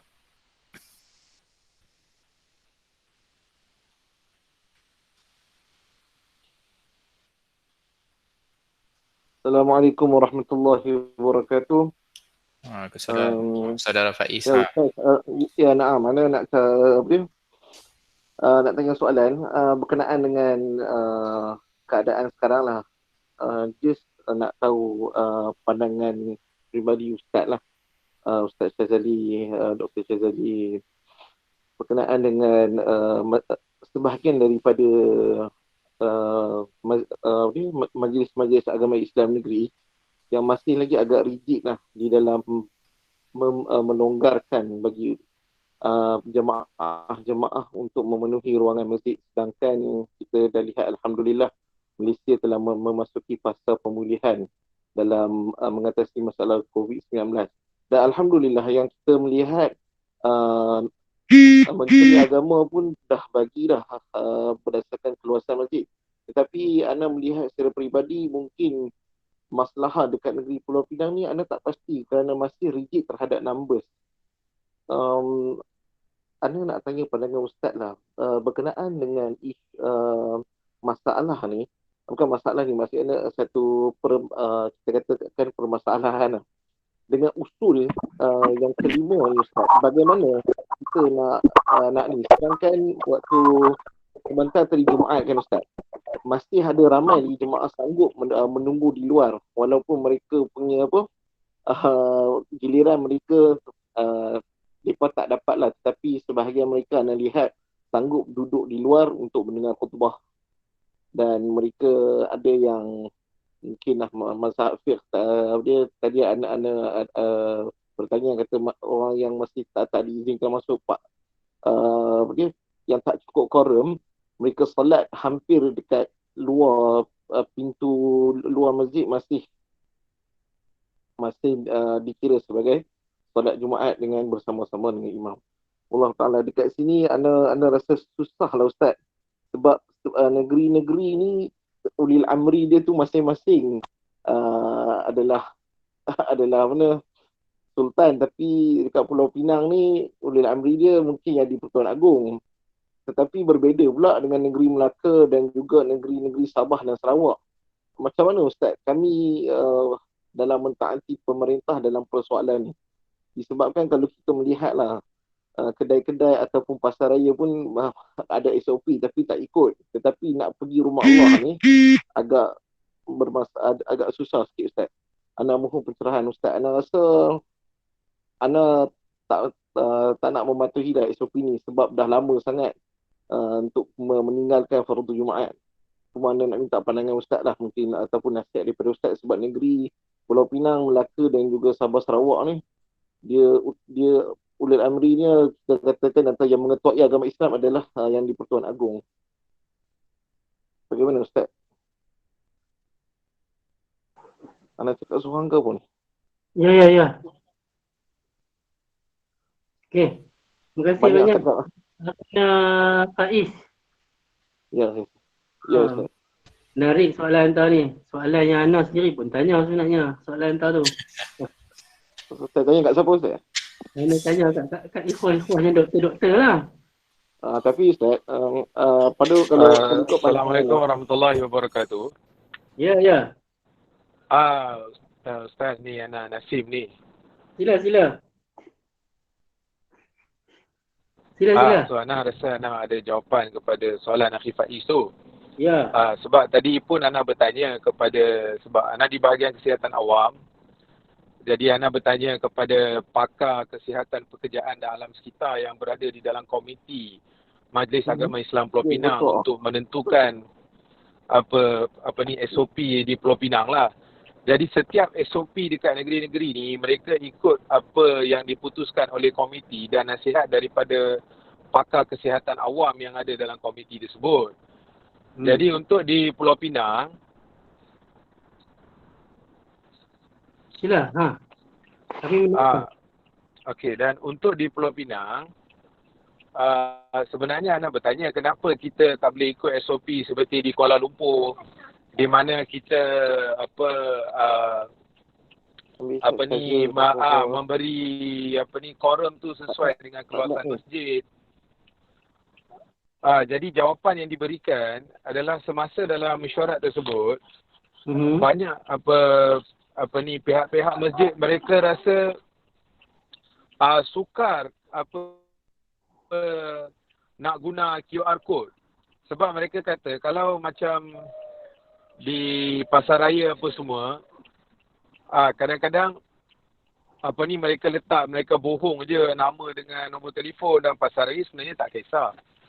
Tapi di masjid ni ramai yang datang ni pun warga emas, mereka bukan IT savvy dan yang kedua mereka takut tak boleh nak keep track. Katakanlah masjid tu memang luas, boleh muat dalam 300-400.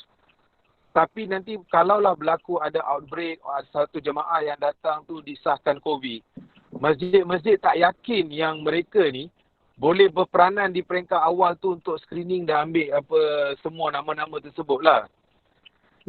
Di samping sentimen yang ada di Malaysia ini 48% yang kena COVID-19 ini datang daripada satu kluster yang ada masjid. Jadi sentimen itu diperbincangkan jugalah di Pulau Pinang sebab Pulau Pinang ni majoriti kita tahulah kan. Dia orang non-Muslim tu ramai. Jadi untuk mengelakkan fitnah tu berlaku lagi, kalau-kalaulah ada outbreak di masjid dan masjid tak dapat nak keep track jemaah dia disebabkan kita bagi komposisi jemaah yang lebih ramai, maka mereka try to keep it dalam numbers, mereka tak bagi orang datang dia tapi melalui jemputan lah. Jadi mereka tahulah nama-nama yang datang ni memang ahli qaryah ni, apa-apa kita boleh keep track. Ya. So itu alasan yang diberi di peringkat Pulau Pinang. Cuma nak beritahu Ahli Faiz, minggu depan hari Isnin akan ada sekali lagi mesyuarat dengan pihak kesihatan awam untuk analisa situasi dan ubah polisi. Wallahu ta'ala alam. Terima kasih banyak. Itu input. Dia sebenarnya memang soalan-soalan yang sebegini memang perlu kita dapat respon daripada orang yang pakar dalam bidang tu lah. Itu pun prinsip yang Islam ajar. Dan kita yakin pihak berkuasa agama sentiasa bekerjasama rapat dengan pihak kesihatan untuk dalam isu-isu yang sebegini. Dan orang kata itu memang telah diterangkan oleh Dr. Nasim tadi. Dia memang dalam bab ni pun bukan semua doktor faham. Doktor pun dia ada kepakaran masing-masing. Kalau dalam isu ni dia perlu rujuk kepada dia panggil kesihatan awam, public health. Sebab tu ikram kalau anda tak pasti dah sampai kepada negeri Pulau Pinang, ikram pusat pun kita telah keluarkan garis panduan untuk segala program-program ikram. Kita dah keluarkan garis panduan dan garis panduan tu memang telah diinisiatifkan oleh pihak sahabat-sahabat kita, ikhwan akhwat dalam Ikram Health. Ikram Health yang bagi cadangan kepada JKP dan kita buat penilaian berdasarkan apa yang Ikram Health bagi. Cuma kalau tengok garis panduan Ikram Health buat tu sangatlah ketat lah. Jadi kita taklah ambil sampai yang seketat-ketatnya tu. Tapi dalam masa sama kita masih menjaga. Okey, cuma anda nak respon macam ni. Di Malaysia, agama memang terletak di bawah negeri-negeri. Itu memang daripada zaman orang kata dulu-dulu lagi. Sebelum merdeka lagi. Sebab kuasa yang tinggal pada raja-raja Melayu ni adalah berkaitan dengan Islam, ada istiadat Melayu dan juga tanah. Itu yang memang bawah kuasa negeri. Sebab itulah bidang orang kata macam tanah, galian, pertanian, itu semua di bawah negeri. Macam Balak, dia memang duduk di bawah negeri. Cuma macam galian contohnya macam Petronas tu dia ada orang panggil perbincangan yang lain pula dengan negeri-negeri. Tapi yang paling ni adalah Islam. Jadi negeri-negeri yang tidak ada sultan macam Pulau Pinang, Melaka, Sabah, Sarawak, ulil amri dia ataupun pemerintah dia adalah agung. Cuma agung telah melantik dan mewakilkan kepada pihak berkuasa agama di negeri-negeri. Dia ada majlis agama Islam kan di negeri-negeri ni yang memang dilantik oleh agung. Jadi dia, sebab tu tadi dalam usul ni disebut wara'yul imam wa naibuhu, yang mewakili pemerintah. Jadi mufti, pihak berkuasa agama di Pulau Pinang, mereka ni lah yang mewakili pemerintah. Jadi itu yang rakyat Malaysia kena faham. Jadi ini usul yang kelima. Ikhwan-akhwat. Ada lagi yang lain-lain? Ana seronok kalau ikhwan-akhwat bertanya. Kalau tak ada, Ana nak sambung yang ke-6. Ke-6 ni sebenarnya di awal Ana suka baca yang bahasa Arab untuk dihuraikan perkataan Arab tu. Sebab kalau terjemahan dah jadi terjemahan lah. Di awal-awal tu dia asalnya adalah kata-kata Imam Malik bin Anas. Ataupun yang merupakan pengasas kepada mazhab Maliki.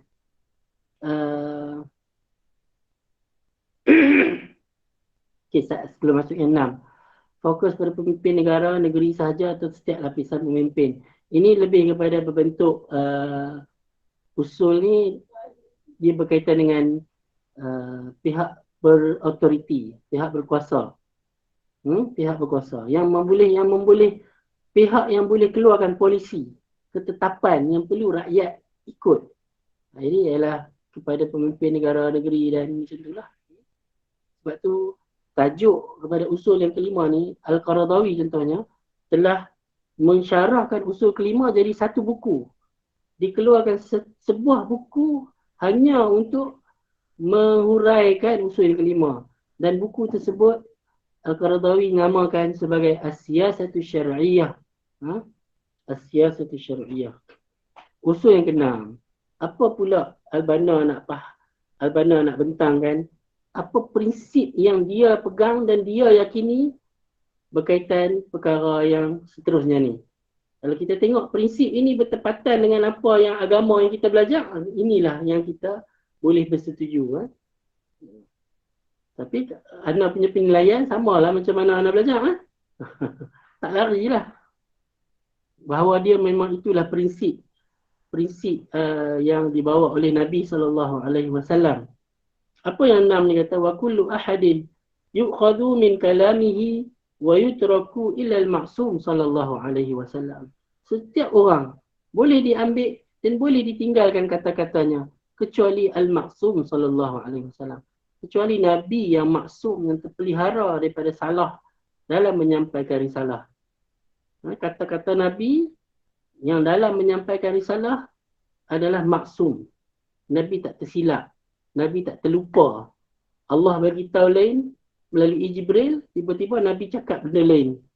Ataupun Allah bagi tahu lain, Nabi terlupa, Nabi bagi tahu benda lain. Itu tak mungkin berlaku sebab itu telah dijamin bahawa Nabi adalah maksum. Tapi selain daripada Nabi, boleh diambil dan boleh ditinggalkan. Usul ni nak menangkis tentang kumpulan yang taksub, membuta tuli. Betul ke salah ke? Semua betul. Ini dia panggil taksub. Taksub kepada selain daripada Nabi. Cuma dari sudut orang kata apa, istilah dia tak sesuai lah untuk kita kata taksub kepada Nabi kan. Sebab istilah taksub ni dia macam negatif. Lagi bila sebut taksub kepada Nabi dia macam bunyi negatif lah. Tapi hakikatnya Nabi ni memang bila dia menyampaikan risalah dia, tak mungkinlah salah. Jadi kita kena ikut lah. Ni Nabi ni betul ke ni? Tak boleh lah macam tu kan. Tapi kalau Nabi bercakap atas kapasiti dia sebagai manusia, itu lain. Sebab itulah para sahabat Nabi SAW, dia sering bertanya bila Nabi bercakap, ya Rasulullah, yang kamu cakap ni wahyu ke pendapat kamu? Maksudnya kalau Nabi kata ni wahyu, kami sami'na wa ata'na. Tapi kalau ni pendapat Nabi je, kami nak bagi pendapat lain. Biasanya pendapat Nabi ni berkaitan dengan strategi kan. Strategi peperangan, macam yang popular je Nabi bercakap tentang orang kata apa, Nabi orang Mekah, dia bukan biasa dengan tanam pertanian pokok kurma. Orang Madinah memang pakar tentang tanam pokok kurma. Mereka memang petani, pekebun kurma. Nabi pergi bagi pandangan tentang perkahwin benih pokok kurma, jadi tak betul lah sebab Nabi tak tahu benda tu. Jadi benda-benda macam tu memang sahabat boleh berbeza pandangan dengan Nabi SAW kan. Kita dah tahu dalam sirah benda-benda tu. Ana rasa tak perlulah nak bawa contoh-contoh dalam sirah tu, dimaklumilah oleh ikhwah akhwat. Tapi kalau perkara yang berkaitan dengan wahyu, wa ma yantiqu 'anil hawa in huwa illa wahyun yuha. Jadi benda berkaitan wahyu, Nabi tak bercakap ikut hawa nafsu. Jadi itu dia bermaksud. Sambung lagi, wa kullu ma jaa 'anis salafi ridwanullah 'alaihim muwafiqan lil kitabi was sunnah qabilnah wa illa fa kitabullah wa sunnati rasulih aula bil ittiba'. Dia pilih perkataan dia cantik. Dia kata setiap yang datang daripada salafus soleh. Siapa salafus soleh? Adalah para sahabat. Sebab dia ada ridwanullah 'alaihim. Setiap apa yang para sahabat cakap yang bertepatan dengan Quran dan Sunnah, kita terima. Jika tidak, maka Quran dan Sunnah lah yang lebih utama untuk kita ikut. Kenapa dia kata hanya fokus kepada sahabat? Dia patutnya macam ni ayat dia kan. Sepatutnya lah kita kan. Setiap orang boleh diterima dan boleh ditinggalkan kata-katanya kecuali Nabi yang maksum sallallahu alaihi wasallam. Kan? Dan apa yang datang daripada selain daripada Nabi, kita tengok dulu. Jika bertepatan dengan Quran dan Sunnah, kita terima. Jika tidak, kita ikut Quran dan Sunnah. Kenapa dia tak kata semua yang selain daripada Nabi, dia hanya fokuskan sahabat. Itulah nampak orang kata apa, teliti ya Hasan Al-Banna ni dalam menetapkan kata-kata di sini. Apa teliti dia? Dia macam dalam Quran Allah kata apa? Fala takul lahuma uff. Janganlah kamu berkata uff kepada kedua ibu bapa. Makna apa? Kalau uff pun tak boleh kata, takkan penerajang boleh. Maknanya uff pun tak boleh, penerajang lagi tak boleh-boleh lah. Jadi di sini Al-Banna nak kata, kalaulah para salafus soleh, para sahabat Nabi yang memang generasi terbaik yang Allah sendiri kata radhiyallahu anhum wa radu'an. Sahabat. Kalau sahabat pun kata-kata mereka ni kena nilai dulu bertepatan atau tidak dengan Quran dan Sunnah. Apatah lagi selain daripada sahabat. Itu yang dia nak cuba abang. Kalau sahabat pun ni, kita ambil contoh siapa? Kalau Abu Bakar, tak ada dipertikaikan bahawa Abu Bakar ni salah satu calon ahli syurga. Iman dia, perjuangan dia, pengorbanan dia, tak ada siapa boleh lawan Abu Bakar. Tu pun kata-kata Abu Bakar bukan boleh jadi hujah. Tak boleh jadi hujah. Jadi ni yang lebih-lebih lagi jika kata-kata Abu Bakar tu, jika dia berbeza dengan Quran dan Sunnah lah. Kalau apa yang dia kata tu bertepatan dengan Quran dan Sunnah, bukan kerana kita terima tu kerana itu kata-kata Abu Bakar, kita terima kerana itu Quran dan Sunnah kata lah. Faham kat situ? Walakinna, lepas tu dia lapik kat belakang tu. Akan tetapi, la nu'arridu lil ashkhas fima ikhtalafa fih bita'nin aw tajrihin wa nakilahum ila niyatihim wa qad afdu ila ma qaddamu. Walaupun kita kata, ada pandangan-pandangan sahabat tertentu ataupun para tabi'in, para tabi'ut tabi'in, para ulama, orang-orang yang alim, para sarjana ni, ya kemungkinan ada kata-kata mereka yang kita lihat ataupun kita membuat penilaian, bukan kita lah maksudnya, orang alim lain buat penilaian ni, pandangan ni tak tepat dengan Quran dan Sunnah. Rupanya ada hadis lain yang sahih yang berbeza dengan ijtihad tokoh-tokoh tertentu. Kalau berlaku macam tu, dia kata, walaupun berlaku macam tu, kita tidaklah sampai untuk kita pergi attack peribadi. Di atas apa yang mereka perselisihkan itu. Kita tak attack peribadi. Bita'nin atau tajrihin. Dengan cercaan dan makian. Wa nakilahum ila niyatihim. Kita pasti niat mereka, para salafus soleh, para ulama' ni, niat mereka bukan untuk menyesatkan. Tapi mereka kan manusia. Ada juga kekurangan dan kelemahan. Pasti akan berlaku salah silap di sana sini. Niat mereka itu kita jangan pertikaikan lah. Itu mereka dengan Allah lah. Pastilah niat mereka bukan niat untuk menyesatkan. Tapi dah silap. Kita bukanlah kata, apa ni Imam An-Nawawi ni? Ingat Imam An-Nawawi cakawan hang lah. Kan? Ni apalah ni Imam Malik ni? Ni apalah imam sekian. Kan? Ulama' sekian. Yalah, walaupun berbeza pandangan ataupun mungkin ijtihad mereka tu nampak lawak. Tahu tak? Salah satu pandangan Imam Abu Hanifah. Abu Hanifah ni hebat. Kalau baca kisah hidup dia hebat lah. Tak usah nak banding dengan kita lah. Jauh sangat lah. Imam Abu Hanifah ni mazhab Hanafi lah mazhab paling besar di dunia sekarang. Tak usah pergi jauh-jauh. India saja bermazhab Hanafi je dah berapa ni. India, Pakistan, China, Tan semua tu, Turki. Itu semua mazhab Hanafi. Salah satu pandangan Imam Abu Hanifah adalah ketawa membatalkan wuduk. Kita mesti dengar. Ketawa, gelak. Ha, batal wuduk. Jika ketawa tu dalam solat. Kita kata ketawa dalam solat, batal solat. Ulang baliklah solat. Tapi bagi Abu Hanifah, bukan takat batal solat. Dengan wuduk pun batal. Kena ambil wuduk lain, solat lain. Apalah, keluar pandangan macam tu. Itu tak boleh kata macam tu. Jadi inilah usul yang ke-6. Tadi kan ada usul yang ke-5.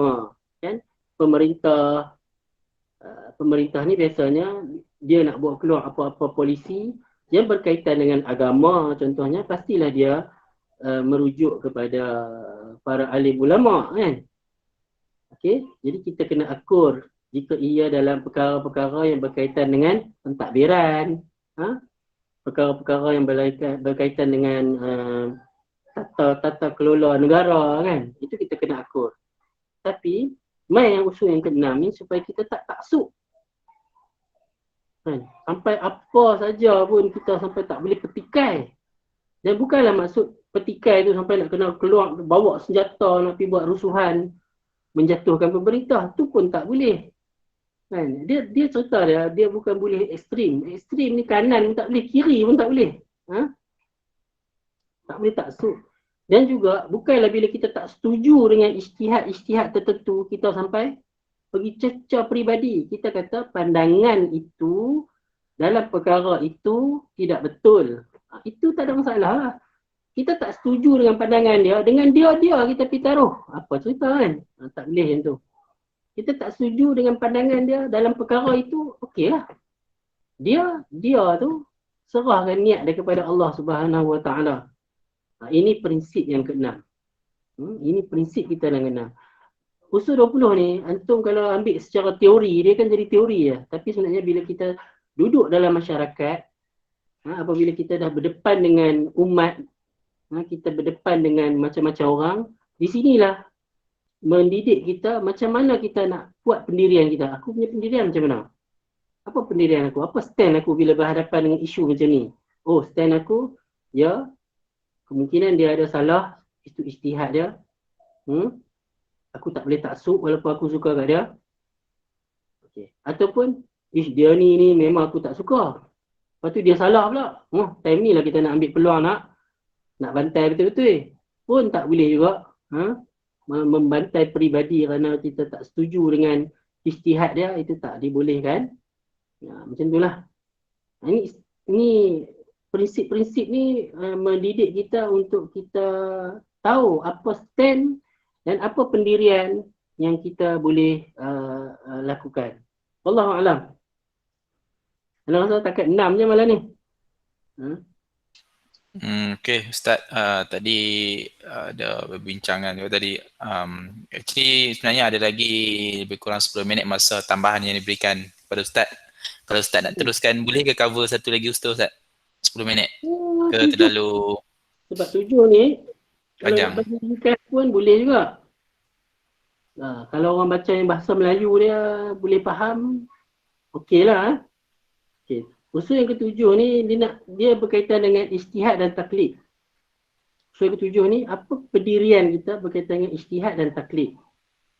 Al-Banna pada zamannya ada 2 ekstrim. Kalau baca latar belakang, pada zaman Al-Banna ada 2 ekstrim. Satu ekstrim apa dia? Ekstrim yang pertama adalah semua orang kena berijtihad. Siapa-siapa pun kena ijtihad. Sebab apa? Taklid ni adalah haram. Tu dia. Tak boleh taklid. Taklid adalah haram. Itu ekstrim. Satu lagi ekstrim adalah semua orang tak boleh berijtihad. Pintu ijtihad telah ditutup. Siapa yang ditutup pun tak tahu. Pintu ijtihad telah ditutup. Tak boleh ijtihad dah. Semua orang kena taklid je. Okey. Itu dua kelompok ekstrim yang wujud pada zaman Al-Banna, bahkan sampai zaman sekarang pun ada lagi. Jadi kita sebagai orang Islam, sebagai duat, sebagai pendakwah yang nak terjun kepada masyarakat, apa pendirian kita berkaitan dengan ijtihad dan taklid?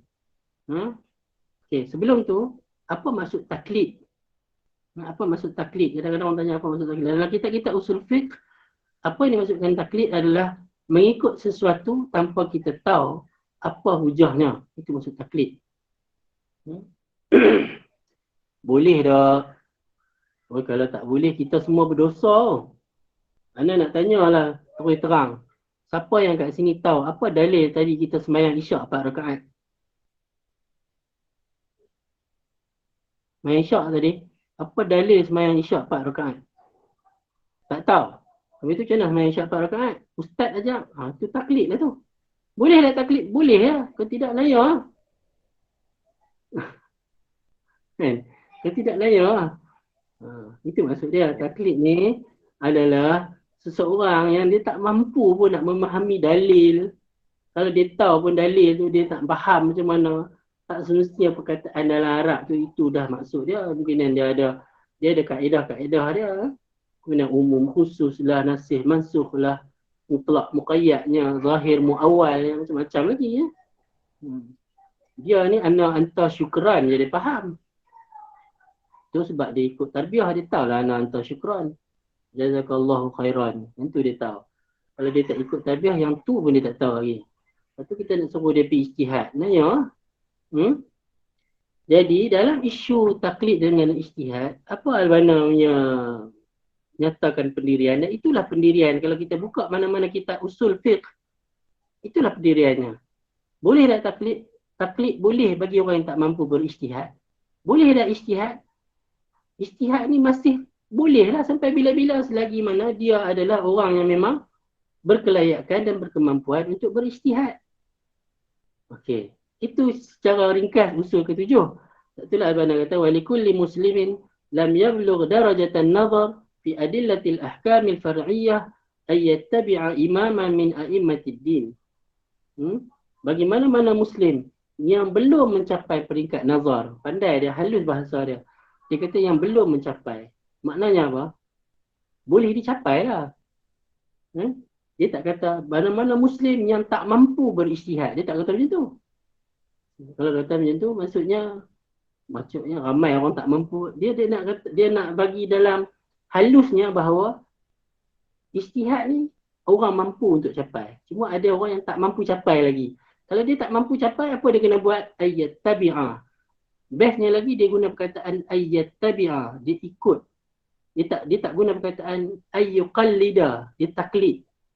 Kenapa dia pilih perkataan ittiba' berbanding taklid? Dia nak orang kata apa, dia nak lari daripada kontroversi tu. Sebab ada pihak yang memang tak benarkan taklid. Jadi dia guna perkataan ittiba'. Tokoh pertama yang mempopularkan istilah ittiba' ni adalah Ibn Taymiyah. Dia yang memula mempopularkan perkataan ittiba' instead of taklid. Cuma Albana kata di samping dia ni hanya ikut je wa yuhsin bihi ma'a hadzal ittiba' ay yajtahida mastata'a fi ta'arrufi adillati imamihi. Kan alangkah eloknya di samping dia hanya duk ikut je sampai tak tahu apa yang dia duk buat tu, apa dalil dia. Dia berusaha semampu dia untuk mengetahui dalil-dalil. Macam kita lah dah belajar sampai peringkat universiti kan, cerdik sikit. Kita pun lama-lama kita nak top up lah ilmu kita kan. Selama ni aku buat ni betul ke? Ada dalil ke? Dalil dia macam mana? Bagus tak? Boleh tak? Boleh lah kalau dia dah mampu. Kan? Tapi kalau hak makcik Kia yang meniaga goreng pisang tu, tiba-tiba dia tak dapat pun 8,000 tu kan. Kalau makcik Kia tu, dia pula duduk kat Pekan Kok Diang. Bukan Pekan, duduk kat kampung belah Kok Diang. Makcik Kia nak pergi belajar dalil apa pula. Dia mengaji pun takat darjah 6 ya. Dah dia tak mampu, tak apalah. Dia pergi belajar lah dengan ustazah kat masjid dekat kampung dia kat Kok Diang tu. Maaf lah orang Kok Diang saja ya buat contoh. Dan Albana kata di sini lagi wa ayyataqabbala kullu irsyadin mashubun bid dalil mata sahha indahu sidqa man arsyadahu wa kifayatahu. Dan dia hendaklah menerima petunjuk ataupun tunjuk ajar yang disertai dengan dalil jika pada diri dia orang yang mai ajak dia tu dia percaya kemampuan dan keilmuan dia, kelayakan dia. Contoh dia lama ni dia duk buat amalan sekian-sekian. Tiba-tiba ada seorang ustaz yang dia memang yakin kat ustaz tu. Dia percaya ustaz ni memang dia percaya, dia pun siqah. Dia tahu ustaz ni bagus, dia pun tahu ustaz ni ilmu tinggi. Ustaz ni memang, ni makcik. Hak makcik buat ni sebenarnya tak betul. Nabi kata dengan dalil-dalil dia bagi, sebenarnya macam ni. Makcik tadi kena ikut tak? Kalau makcik tu percaya kat ustaz tu, makcik tu kena ikut. Dia kena ikut panduan ataupun tunjuk ajar yang disertai dengan dalil. Jika yang mai ajak dia tu, bagi makcik tu percaya. Jadi maknanya, mana-mana orang yang taklid ni, dia tak boleh taklid buta. Dia jadi taksub. Hamailah hadis kok mana pun, aku nak pakai had tadi juga. Itu tak boleh lah. Taklid boleh tak? Boleh, jika yang dia taklid tu orang alim. Kan? Sebab dah dia tak mampu ijtihad. Tapi dalam masa yang sama, bagus tak kalau dia pergi topak lagi ilmu dia? Boleh. Dia kenalah topak ilmu dia jika dia mampu. Belajar lagi ilmu-ilmu agama ni. Pakai sekolah rendah punya fardu ain tu je sampai ketua. Tak. Itu tengoklah kemampuan dan kapasiti diri masing-masing. Tapi jika ada orang lain pula yang dia yakini dan dipercayai keilmuan orang tu, mai ajak dia, berbeza dengan dia pegang, dia kena ikut dah. Dan ayyataqabbala, dia hendaklah menerima macam ni. Lepas tu dia tutup usul yang ketujuh ni dengan kata wa ayyastakmila nuqsahul ilmi in kana min ahli al-ilm hatta yablugha darajat an-nazar. Bagi orang-orang yang memang ada kemampuan, orang-orang yang dalam bidang ilmu ni, dia perlulah untuk menyempurnakan kekurangan ilmu dia sehingga dia boleh mencapai peringkat nazar, peringkat ijtihad, penelitian kepada dalil-dalil. Maknanya secara halus dipilih perkataan untuk nak kata ruang untuk ijtihad masih terbuka. Bukan masih terbuka, memang terbuka pun, siapa yang pergi tutup. Jadi bagi orang yang ada kemampuan, hendaklah dia menyempurnakan kekurangan ilmu dia sehingga dia boleh dan mampu untuk berijtihad di zaman dia dan di tempat dia sesuai dengan keadaan dan suasana tempat dia. Ini masuk usul yang ketujuh. Semua yang kita baca tadi ya, daripada usul ke-5, 6, 7 berkaitan dengan ijtihad. Sebab itulah usul yang ke-8 dia berkaitan dengan khilaf. Bila dah boleh berijtihad ni pastilah ada khilaf. Jadi khilaf dalam ruang lingkup yang boleh berbeza pandangan kerana dia ijtihad, tidaklah perlu sampai kita mengkafirkan orang, mengeluarkan orang tu daripada agama kerana dia berbeza pandangan dalam perkara-perkara ijtihad. Setiap mujtahid dapat pahala dia. Tak ada masalah untuk orang kata apa, berbincang dalam suasana ilmiah, dalam suasana yang harmoni untuk mencari kebenaran. Sekali dengan anak cover usul yang ke-8. Wallahu a'lam. Okay, jazakallah khair kepada Ustaz. So Ustaz, usul 8 dah masuk tadi ke tak masuk lagi tu? Oh, dah cover lah usul 8 tu.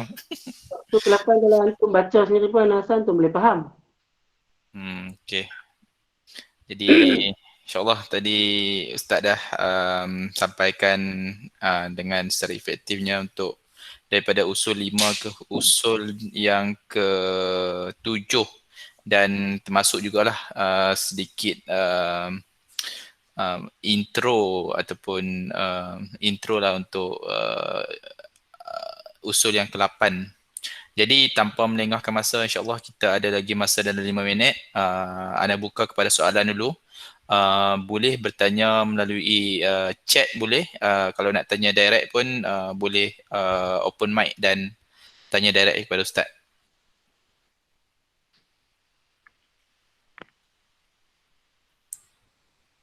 So 20 ni sampai bila-bila pun kita faham benda ni, dia akan menjadikan kita orang yang tak cepat nak pergi berkelahi dengan orang.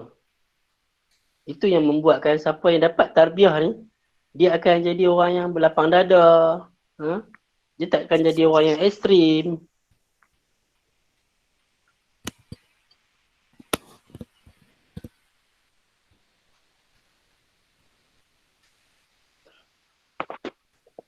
Assalamualaikum Ustaz. Waalaikumsalam. Ustaz, ini bukan soalan Ustaz, just nak sembang Ustaz. untuk just information lah Ustaz kan, untuk usul yang macam ni Ustaz, sebenarnya Ana dah pernah ikut dah daurah sehingga usul ke-10. Ana ni asyik sangkut dah sampai 2-3 kali daurah. Hanya sampai usul ke-10 je. Usul ke-11 sampai ke-20 tak ada daurah, sampailah Ana pindah sana, pindah sini. Hantar Ana nak tak tanya usul bersendirian. Hantar tak Oh. bersendirian. Ramai yang nak dengar macam tu. Dia so contoh apa Ramli Sudin dengan Aziz lah. Kan sampai dekat huruf jim Tok Guru mati. Itulah, tapi memang betul Ustaz, Murabi ana rahimahullah Abu Hanifah memang dah kembali ke rahmatullah. Itu memang betul lah Ustaz. Jadi masya-Allah Ustaz. So, macam mana Ustaz kita nak okey, tak apa. Teruskan nanti. Okay, Ana rasa untuk benda ni sebab insyaAllah malam ni kita fokus kepada fokus kita kepada Mu'ayyid. InsyaAllah benda ni kita cuba kita cuba utarakan lah kepada nakib masing-masing supaya insyaAllah untuk usul-usul yang seterusnya tu kita boleh buat pada lain masa. Tapi Ana pun faham sebab kalau ikut pengalaman Ana sendiri pun memang menghadapi benda yang sama, tapi insyaAllah kita feedback sama-sama dan insyaAllah kita buat yang lebih baik lah untuk tahun ni insyaAllah. Jazakallah akhi Faiz untuk feedback tu. Okay. Jadi semua boleh dengar ke? Ana tengok macam Ustaz cakap tapi Ana tak dengar. Dia boleh ni. Boleh buat bersiri jika ada ruang dan peluang. Satu lagi, Ana pernah buat direct terus 2 hari atau 3 hari habis. Tapi penat lah. Bukan penat yang dengar tu, cakap tu lah penat. Jadi Ana rasa untuk new norm yang kita hadapi sekarang, Ana rasa lebih efektif lah untuk kita adakan lebih banyak siri sebab rasanya mungkin sebelum ni sebab kita buat, selalunya kita akan buat daurah di satu tempat kan, so mungkin memerlukan banyak technicality and also facilities. Jadi untuk sekarang ni insyaAllah kita cuba untuk kita akan feedback kepada JK Tarbiyah Negeri lah untuk untuk usul yang berikutnya lepas ni, harap baca dulu. Ni kita nak masuk 9 ke 10, 11, 12 kan, 9, 10, 11, 12 contoh yang 4 tu kan. Baca dulu, ada benda yang tak faham boleh terus bertanya kan. Jadi taklah perlu nak kena hurai sampai satu persatu. Okey, faham Ustaz. Okey, insyaAllah dan mungkin kita boleh minta juga kita boleh minta juga untuk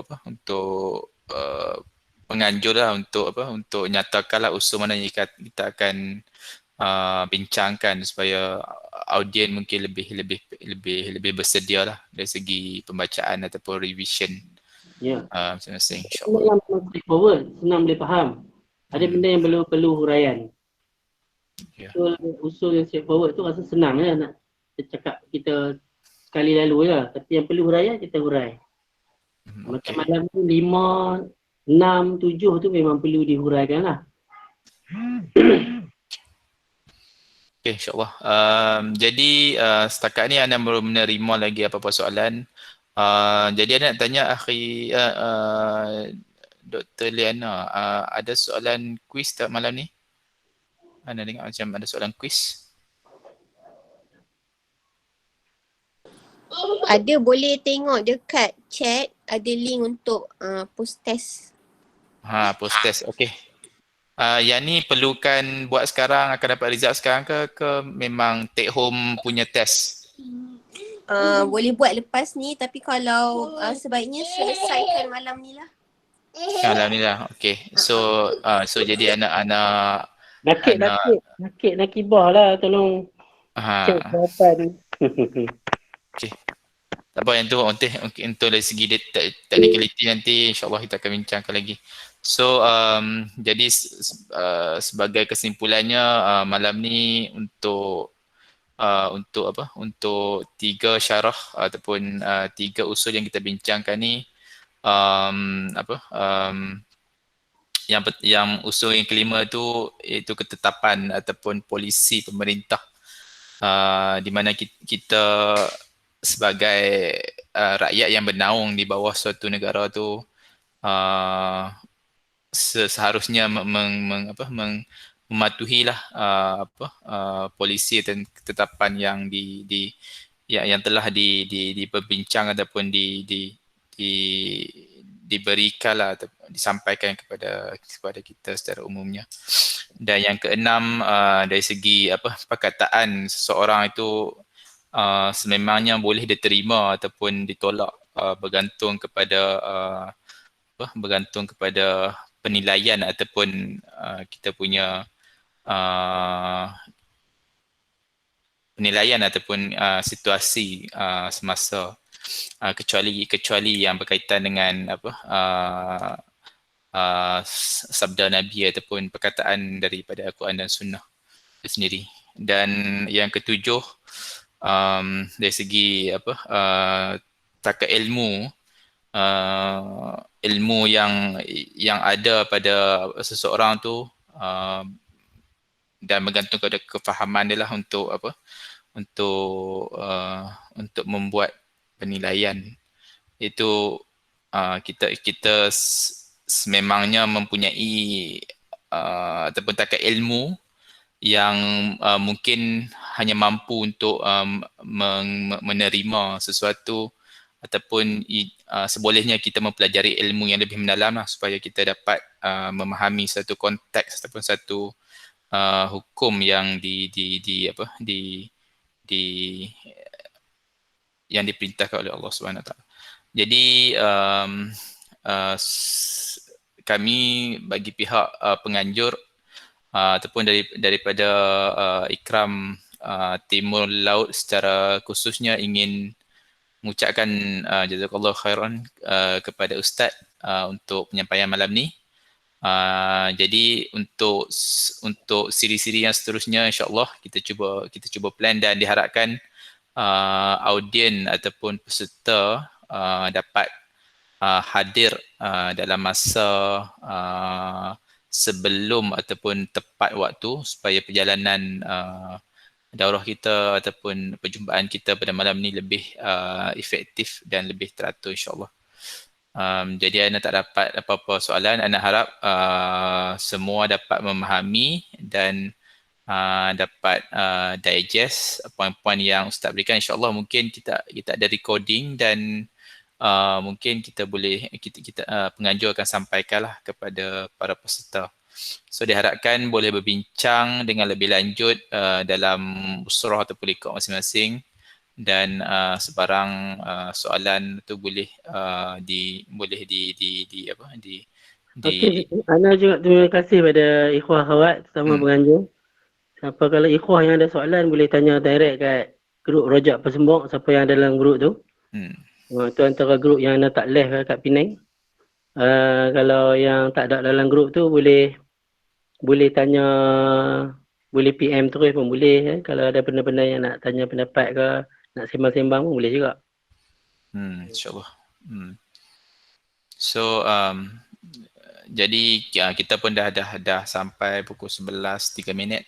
Jadi Ana sukalah untuk menutup ataupun menangguh kita punya daurah kita pada malam ni dengan tasbih kafarah dan surah Nas. Subhanakallah walhamdulillah asyhadu an la ilaha illa anta.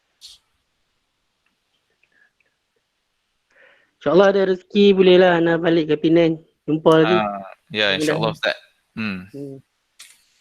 Okay, jazakallah Ustaz. InsyaAllah Ustaz. Jazakallah Ustaz. Jumpa lagi. Okay. Assalamualaikum warahmatullahi wabarakatuh. Assalamualaikum warahmatullahi wabarakatuh. Waalaikumsalam warahmatullahi wabarakatuh.